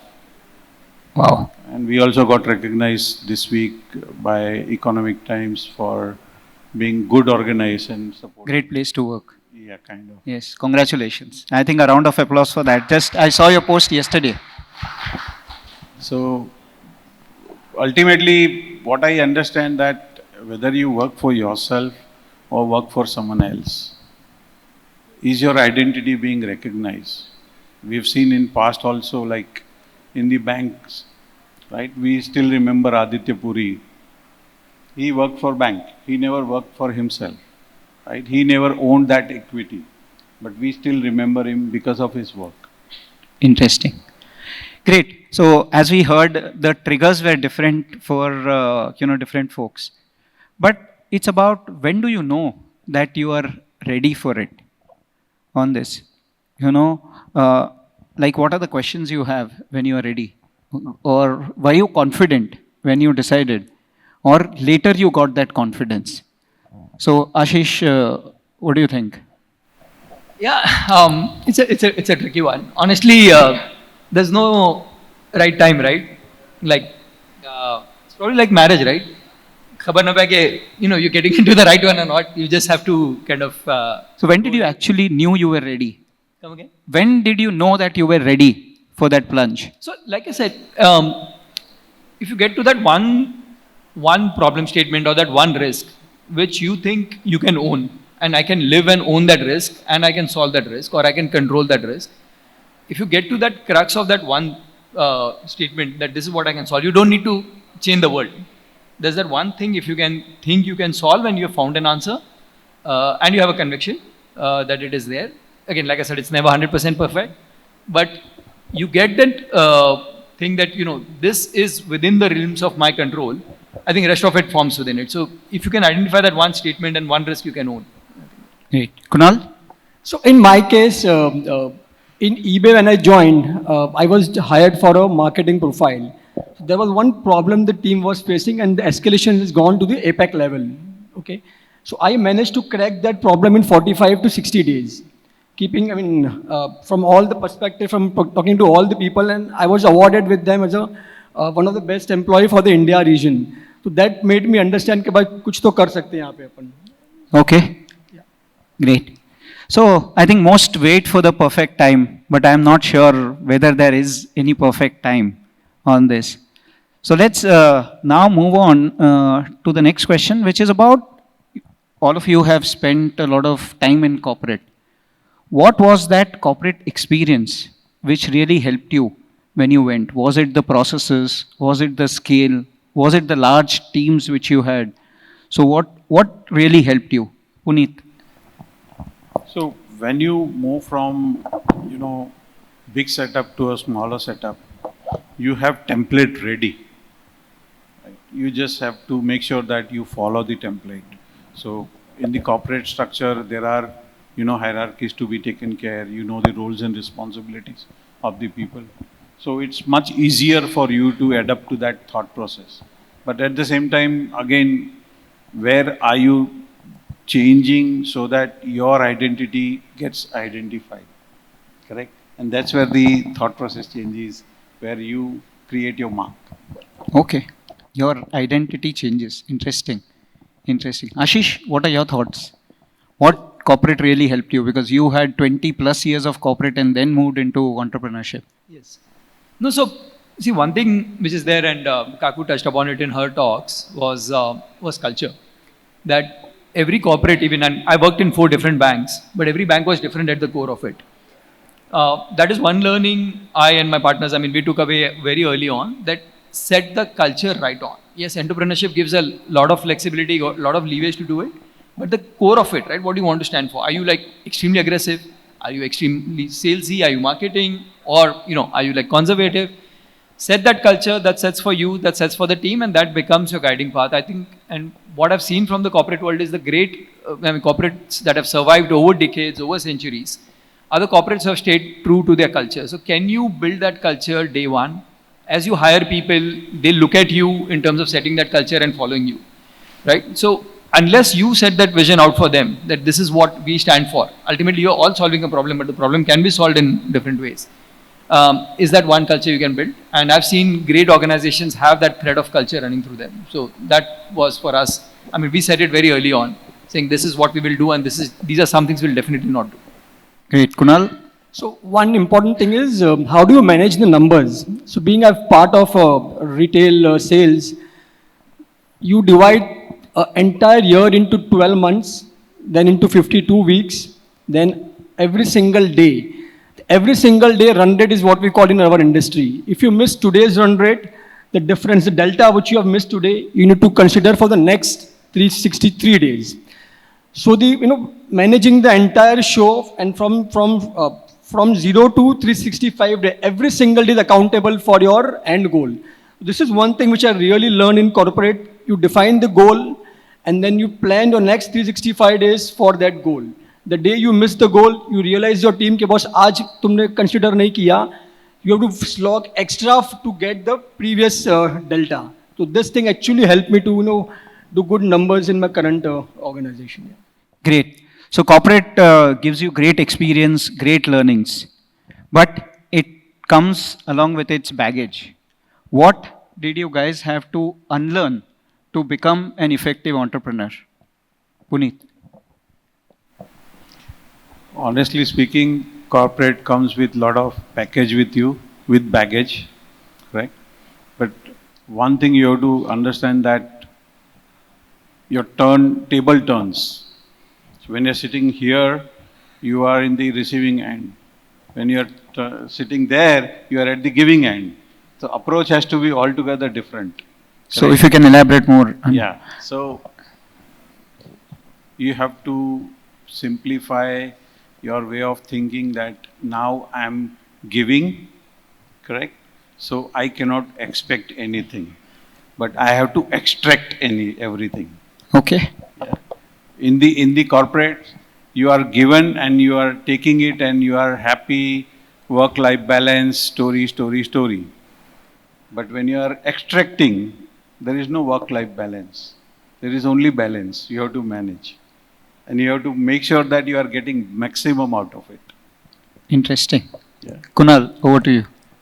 So first 1,000 days, I believe, without the name tag what you had in corporate, how can you survive is important. For example, if I'm in a future group, I can travel in a Uber, Ola, but in my company, when I started, my warehouse is at Bhiwandi. I used to get down at Thane station, get a ST bus, go to the warehouse, do the work, come back in ST bus, train and then you reach home. So, corporate etiquettes, corporate lifestyle, for first 1,000 days, it has to keep aside. Only then you will be able to reach your goal faster. This is one thing I think which anybody who is expecting to jump, ये होना चाहिए. ये कर सकते हैं, then you should think of switching it. Yeah. Interesting. See, I'll tell you that. I mean, when you're in a corporate world, right, when you join a particular role. And this is what you need to deliver, right? For example, if you're a salesperson, your job is to get that account opened and get a new sales. You are an investment banker, it is to crack that deal. The rest of it, organization takes care of it, right? When you're doing it something on your own, to borrow the phrase Amish said, "Panche bapaji company hai," made panche mathe ache varo hai. So anything and everything, you have to solve. I mean, this whole weekend, in fact, our emails were down, and we have 3 deals that are closing on 30th June. We had to figure out whether it was the domain name not working or whether it was the server not working, and eventually we realized our Microsoft licenses had expired, and we had to renew that, right? You have to do all of that on. So the big thing, I mean, journey away from corporate is you have to kind of own this entire ecosystem by yourself. So every problem comes and sit at your desk. Yeah, it's not like you have to just go and do business, right? कि खाली बने ने धंधो नहीं करो, धंधो करेला करने पुठिया जो आखो जो मेरा जो सर्चे जो है, that's also your problem. So everything. I would like to add. Yeah, sure. So my father used to say कि ऑफिस बनो ना तो गाल लाल કરીને બનજે. કોઈ ટમેટા ખાઈને કરે આયો કે લાફો ખાઈને કરે આયો સામે વાળે કે સમજ ન પોણી ખાતે. Very good, very good. So definitely corporate structure protects you, but when you get into entrepreneurship, the ambiguity tests you. Now coming to the most tricky part, the most important part about the financials part of it. So, when you're in corporate, you're used to the 30th, 31st, which comes into your bank account, and that's the biggest comfort you have, and that's what the barrier you have to cross when you get into it. So, how did you take that financial decision for the switch? From a savings perspective, did you identify that this is the amount of savings I should have, or you just jumped into it? And how did your family how did you onboard your family onto that decision on there? Kunal, let's start with you. So here I was a little lucky. So my wife is a chartered accountant, so thoda balancing ho jata tha. Plus I entered into a field which, where I was the first mover advantage was there with me. So whatever I entered, it was always sure shot hit. And with the exposure what I had in my experience, so financially, not much issue with me. Maybe I'm not helpful for this question. Others can answer. But I was pretty sorted for this. Yeah. But But what was your plan still? Like, did you just jump that day without thinking about financials, or? No, so 6 months का budget is what I had planned. That's अगर what we are कुछ भी looking होगा, for. मेरे को भी कुछ हो जाएगा अगर तो 6 months is what the family can still survive. वैसे plan से we are entered. Yeah. Great. Ashish. Yeah. No, see, it's actually quite important because you want your family to buy into that decision. On day one, everybody buys in. कि ठीक है, अच्छा है, vision है, it's all kind of thing. But you set a timeline for yourself, right? 6 महीना ही, 12 महीना ही, 2 वरे, कटला वरे लगता. At least the way I saw it is, I did not want to do a basic compromise on the day-to-day lifestyle of my family, immediate, because घरे वन्नू है, right? And pacho, you are answerable to them. Kunal spoke about taking buses and that those personal level sacrifices you can do, but trying to impose that on your family to realize your vision, I don't think is the right thing. So question the way on the financial stability I saw it was, I mean, you don't need to have an extravagant lifestyle, but your basic lifestyle, can it be maintained? Can it continue? And do you have that much reserves for whatever period, right? 6 months, 12 months, 5 years, how much ever you want to give yourself? Can you have that level of basic financial stability? And if you don't, then it's a tricky decision, especially if you have spouses, kids, parents, etc. to take care of, right? In that case, I would actually tell people that be slightly more circumspect. But if you are sure that you can manage that over your horizon, then I think then you're there. Great. There's no one number. Everybody has their own number. Yeah, that's what we are looking for. So for me, it was like I'm more courageous, honestly. Okay. I only worried about my son's school fees. I told my wife I'm starting my business.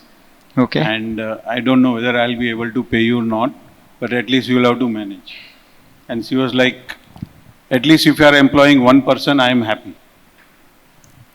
And that's how it started. Trust me, from day one, I've been profitable. For the thought process has been very clear that whatever I do, am I taking profit at home? If profit is the focus, then automatically it comes. Great. So you saw there were different, someone thought about only the school fees, someone thought about 6 months of savings, and someone went about 12 months or more about it. And very honest answers from the panelists. So I think really give them an applause for honest answers on that front. Now switching to the difficult part of it, entrepreneurship, when you jump into it on this. Now, so what were the early shocks? What were the failures? Something which you thought earlier that this will come through, but it didn't on this. And the second question is, at any point of time, did you ever think about giving it up and going back to the corporate journey? So Kunal, let's start with you. So difficult part was on one fine day, one of my teammates did some good job, a beautiful job, a blunder you can say. We sold 30 lakhs of worth inventory in 5 minutes on Flipkart. 30 lakh का inventory 5 minute में. It's a blunder. Inventory था ही नहीं इतना और उसने price point the way he configured in the system 1000 की जगह पर 100 डाल दिया, 600 की जगह पे 60 डाल दिया. So imagine bootstrap company 30 lakh का माल तो वेयरहाउस में है ही नहीं, कहाँ से पैदा करेंगे? जब पैदा कर भी देंगे तो do we have the skill set, the team to process the orders in 24 hours? Not possible. अब क्या करेंगे? So that was a big I think setback for us. But the good problem we solved here is with a lot of experience, whatever we had in communication, the kind of rapport we have with the Flipkart seniors, we managed to convince them that it's a system glitch. 7 days account was off. Uske baad we were back to stage 1. So we started, but yeah, this is one bad thing which we realized. And thinking of going back to corporate, honestly, I realized I was not made for corporate. तो कभी सोचा नहीं कि वापस जाएंगे, यहाँ पर ही खड्डा खोल देंगे, इसको बड़ा बनाएंगे. So that's what we've been doing so far. Even when you traveled by train and took the ST bus? That's absolutely okay. The work should get done. That is required. Okay. It doesn't matter what others are thinking. Okay. No, it's about you. It's not about others. Yeah. Well, yeah. Ashish, what did you encounter? No, I'll tell. And again, to people who are working in larger corporates, right? Do not underestimate the value of your corporate visiting card, right? I mean, that's like your hotel ka master key. गढ़े दरवाजा खुले बने just because you're there. Right? Very important point, actually, Ashish. Thanks for bringing it up. And you think that it's you who's opening the doors, but that value of that card, the value of that seat you're sitting on is there. So when that gets taken away, you'll realize that some of the doors do not open, however hard you bang on it, right? So I think that you need to be ready for. And that's the test of your own personal brand as to how many doors you can open. And that was, to your question, what is the big learning? That has been like a very big learning.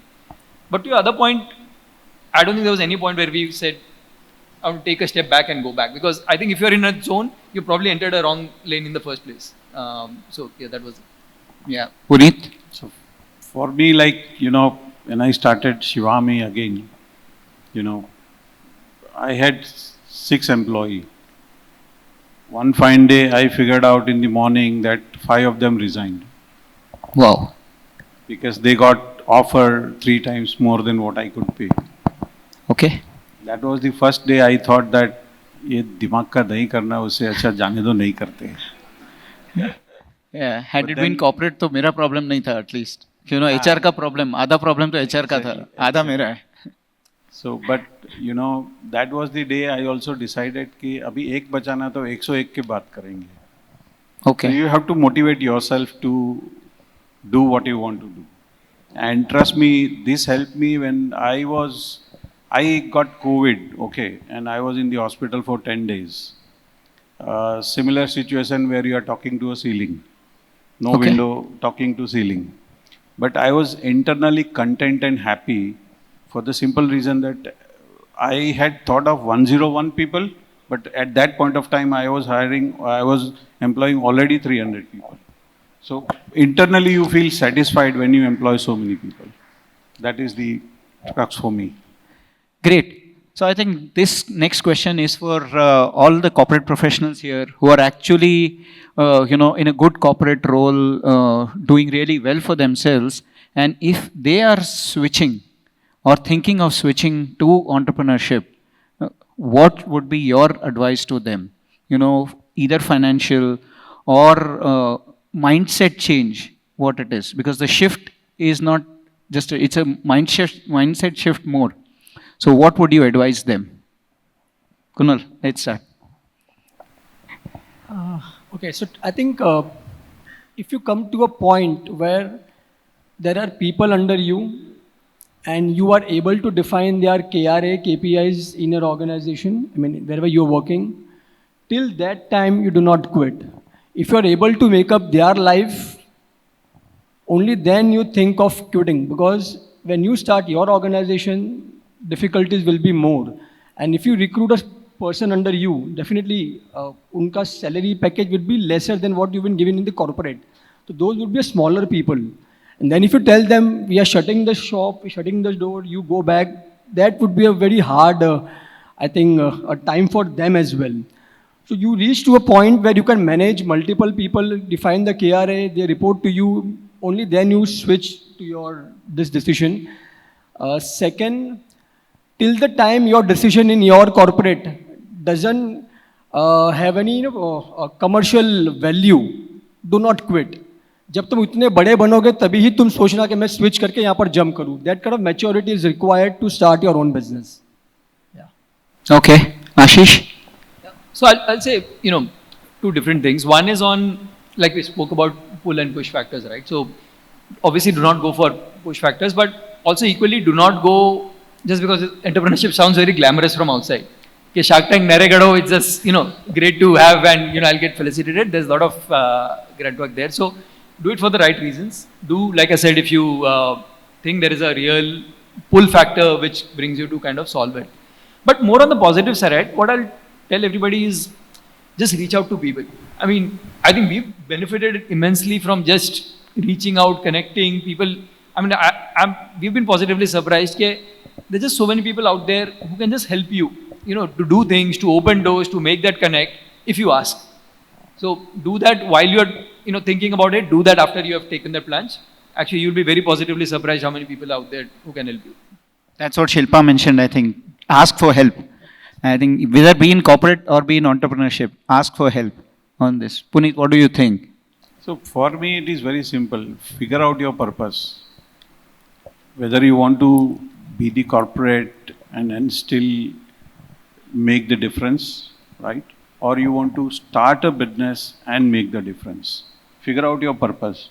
If you are clear with your purpose, then probably it is much easier to take a plunge. If you look at today's scenario, there is like the shoes I'm wearing today is R&D shoes. I invested in these guys who are creating shoes for someone else, but R&D is with me. So there is capital available that you don't have to worry about your basic necessities, right? It is taken care by the community, by the investors, or bankers even for that matter, because you get risk capital nowadays. So figure out your purpose, what kind of difference you want to make, and then decide whether you want to do it or not. Once you are clear, then it is much easier. Great. We'll quickly move on to the rapid fire. I mean, Ashish, starting with you. One thing a corporate professional must do before quitting. Work out the financial stability, the question that you. Okay. Kunal, one thing they should never do in year one of entrepreneurship. One thing they should never do in the first year of entrepreneurship. Never do too much of social media marketing. Okay. Interesting. And to you, Puneet, one myth about entrepreneurship that is completely wrong. Work-life balance. Okay, interesting. That's one more for all of you. Ashish, starting with you. One sign that somebody is not yet ready to make the switch. If he thinks if I go in, if it doesn't work, I'll come back in 6 months. Then you're not ready. You have to go all in. Okay, Puneet.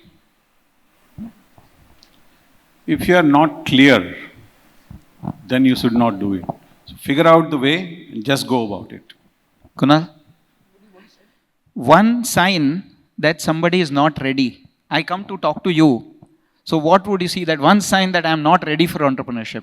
If you plan to just work for 9 hours a day, that is not the right sign. Yeah. Okay. I beg to differ, but yeah. Okay, great. I mean, that's about it. So guys, that was it. Corporate to entrepreneurship. We heard candid comments from everyone.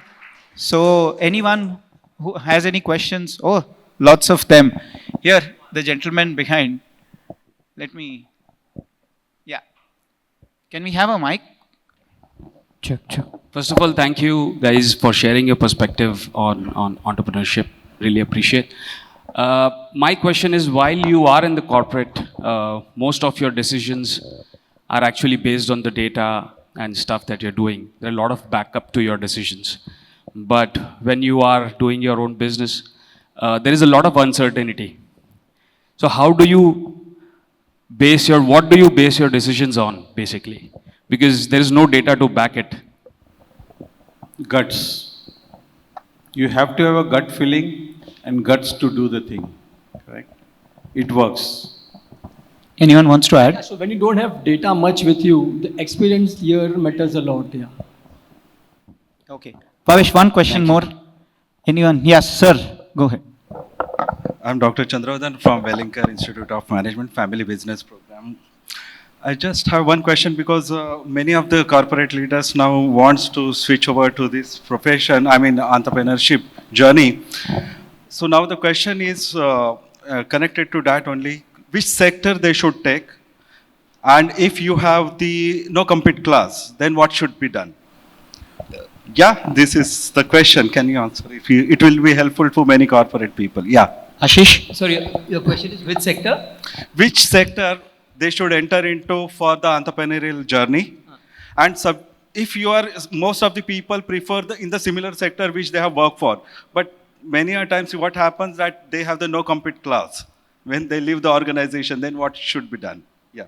Okay. So basically, see, all of you have gone into the sector which you have been working in, like from, e-commerce experience to selling on e-commerce, credit to credit, and tech, was it different from marketing to I'm a commerce tech? graduate.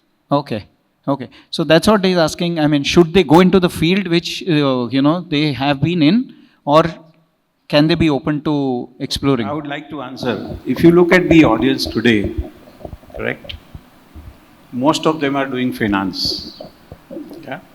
At the same time, I'm as a businessman, मेरे पिताजी as a businessman, शाम को घर जाते पहले पैसे गिनते थे,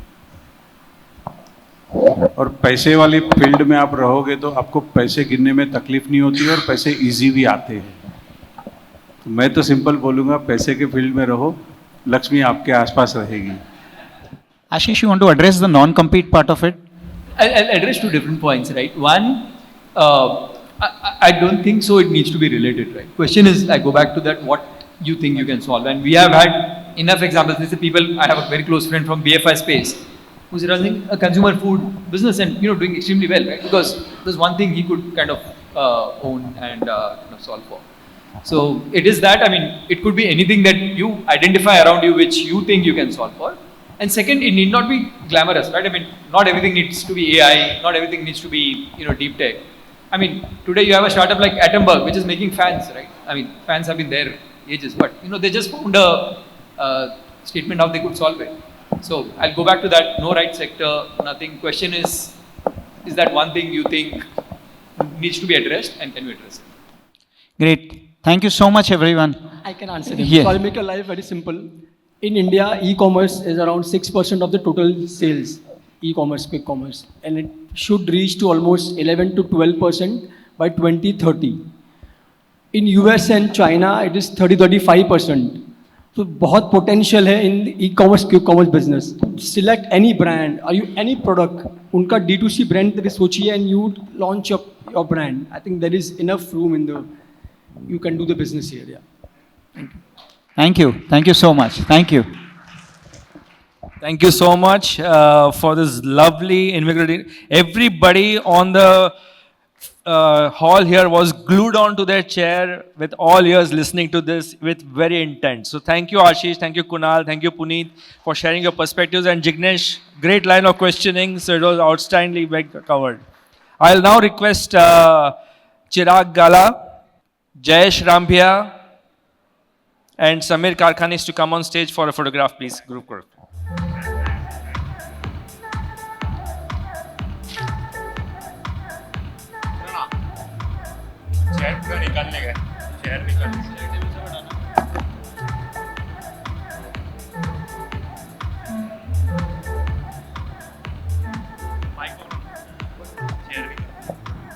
We will now continue with our felicitation journey, but in the meantime, I will also want to call upon anybody who wants to share his or her perspective for 2 minutes. So, so if you want to come up on the stage, just let me know, and then, we will have you on the stage. In the meantime, we will continue.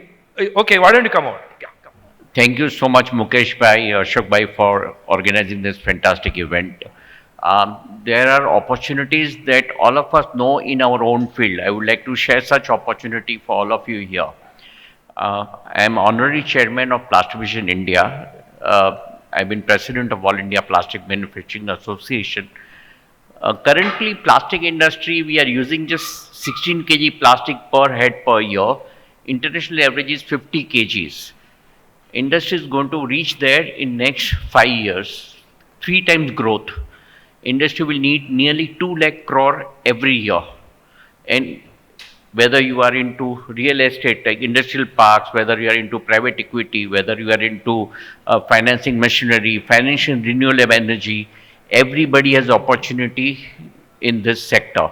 I would want to connect with anybody who wants to get, put their fund into financing this growth. Would be happy to connect with any of you. Packaging, toys, everything that you see around has plastic, either components or packaging. So, good opportunity for everybody. Would be happy to connect. Thank you. We have funders and founders program at Plastivision India in January 27. So, any of you are into investment, we can connect you to a lot of entrepreneurs in January 27 during Plastivision at Nesco ground. Connect. I'm Jayesh Rambhia from Ramania. Thank you so much, Jayesh Bhai. Appreciate it. I will also now will begin with the P was done. I think we should go to the next one. But before that, I think we skipped one. We had one, but I think the lady wasn't here. So Dr. Manisha, But in the meantime, I'll want to ask Kirit Bhai Gala, Hasmukh Bhai Shah, Kirit Bhai, yes. Hasmukh Bhai Shah, please come.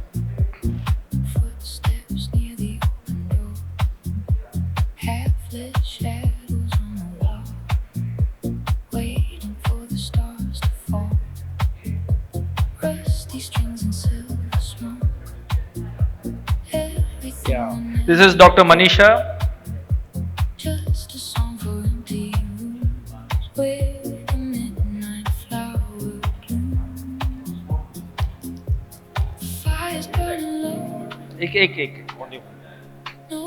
एक नहीं आप रखो आएंगे बुलाएंगे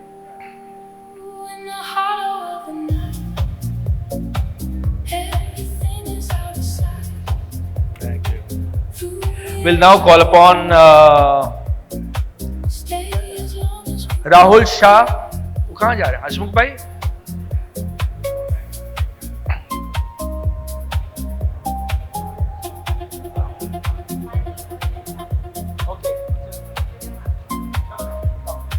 Come there. So we have Divya Bhanushali here. Come.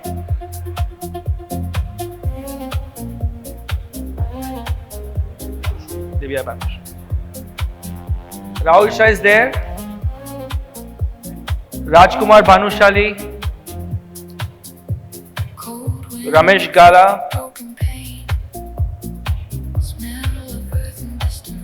Roman Mora.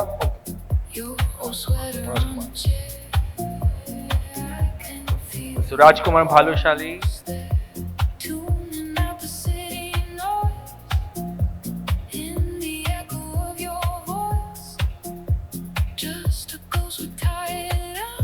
We have Roman Vora here. Ronak Bhanushali.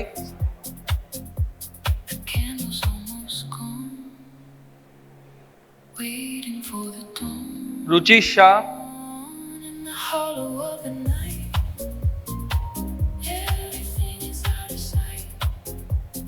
After Ruchi, we have Rushabh Mota, Rushil Pasad,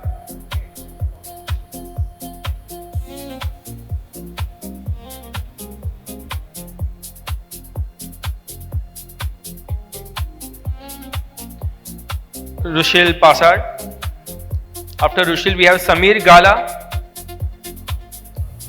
Samir Shah,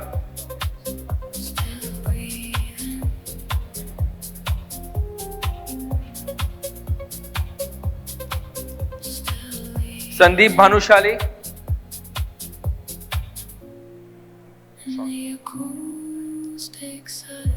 Sanjay Rambhia,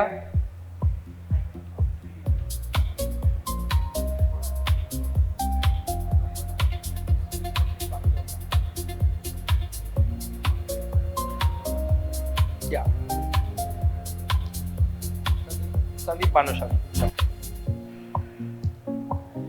Sanjay Rambhia,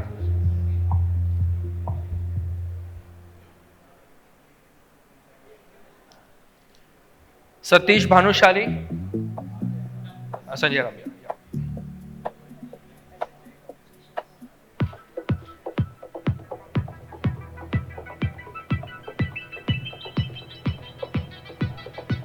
We have Satish Bhanushali, and after Satish Bhanushali is Suresh Vora.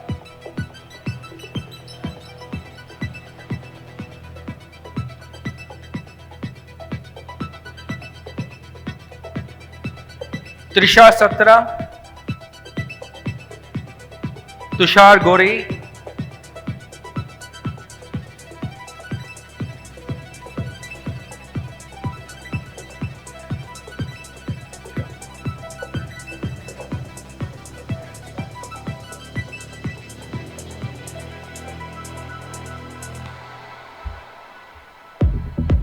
we have in place of Trisha Satra her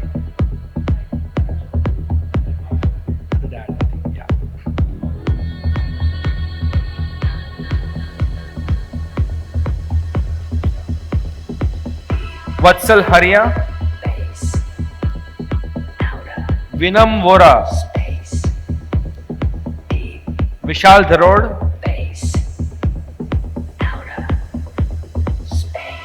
Vivek Gala.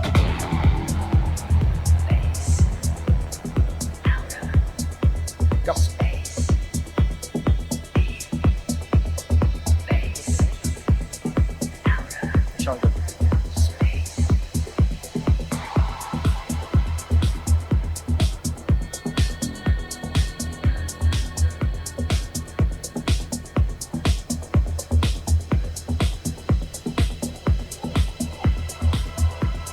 After we have Vivek Gala now, after Vivek Gala is Vyom Karya.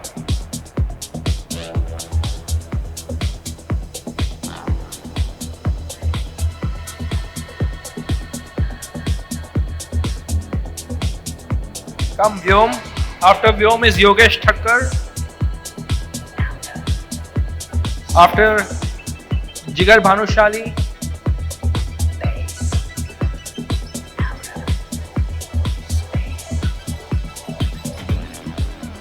Urvish Rambia.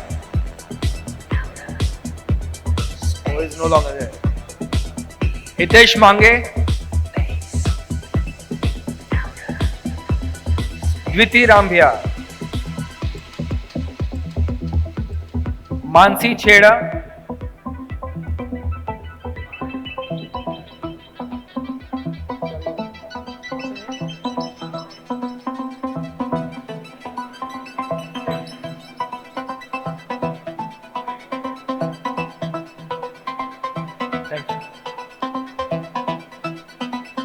Mitul Savla. Jaini Haria. Manish Chheda.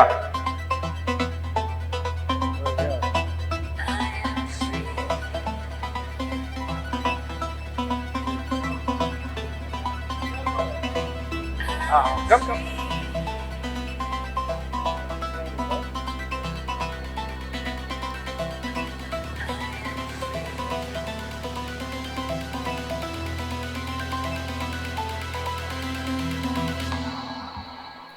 Thank you very much. I think we've done with the felicitation, and I will request.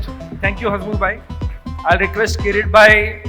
He's one of the founding members of KCF, and he also is one of the champions of one of the flagship programs of KCF, which is 10x growth. And as I said, if you're not a member, you're missing out on big something, which is the KCF Listen, Share, Grow network. But one of the bigger things you're missing out is going to be participating in the 10x, which is going to be in the very same hall. And I'll ask Kirit Bhai to talk a bit more about the 10x growth. Hello everyone. Sincerely, really happy to see this kind of professional crowd here. And so we dream, we live, and we think all the time about 10x. So the real true entrepreneurship is about thinking about the growth and not incremental growth, but fantastic growth like 10x. And I mean, many of you are professionals, and as we discussed in the morning, what you need is that entrepreneurial DNA, which is most of the time natural, but you can grow it. And I think 10x kind of program will widen your vision, will elaborate your whole senses to look at the things differently, lead differently, and bring that professional entrepreneurship where entrepreneurship precedes professionalism, and then you grow 10x. This is the message, and you're all welcome to join us on 16th August, same place. Thank you so much. Thank you so much, Kirit Bhai. And this is an opportunity now for any one of you who wants to share your thoughts. Please raise your hand. Yes, please come over. We'll have slot for one more speaker because I think we're overshot on time. So after this, there are going two big events. One, of course, is lunch, but also along with lunch is the networking. So we'll be around for networking till 3 p.m. So please, may I request Divesh Bhai Dave to kind of share a few thoughts. Hi, good afternoon, everyone. I request you to listen to me because I am going to share something for growth. And that's KCF's fundamental basic requirement. There was a question from the audience that in which sector from corporate to entrepreneur one should go. There's one common fundamental thing, whether it is R&D as Shilpa has said, or it is marketing, or it is business, or anything. The only thing you have to do is find the gap and bridge the gap. That's it. Maruti succeeded in India. They found the gap and they bridged the gap. R&D, what do? You find where is the deficiency lying and what technology you should use, and you do it, and there is a growth. Similarly, I shifted from corporate life, working with multinational. I left my job at 47 years of age and decided to go on my own. I was well equipped at that time. I found that corporate contract manpower, third-party manpower, they were not good service providers. There were only few large players. I found the gap, I got the business, and today I am on my own. Thank you so much. Anyone else who would want to share thoughts? There's a time. Anyone? Okay, on that note, I would like to propose a vote of thanks. One, to Kutch Corporate Forum to begin with, all the founding members, all the past presidents to take KCF to where it is today, the current leadership, Mukesh Bhai Dedia, Ashok Bhai, and the entire set of all the committee members who've been incrementally going out of their way to kind of add value to their community, to all the panelists and speakers who were here today, to ITC for giving us this wonderful hall, and to each and every one of you who has been absolutely spot on in terms of not only time but also in terms of intent and kind of complete participation in the process of listen, share and grow. So a big round of applause for all of you. And with this we kind of now take a break. We kind of join us for lunch, and I think we all are going to be here, so use this time to network well. And till next time, all the best. And don't remember, or rather don't forget, to become a member of KCF. 3 cheers to KCF. Hip hip, hip hip, hip hip. Thank you. Can I request the committee members to come over for a group photograph? And past presidents also, please.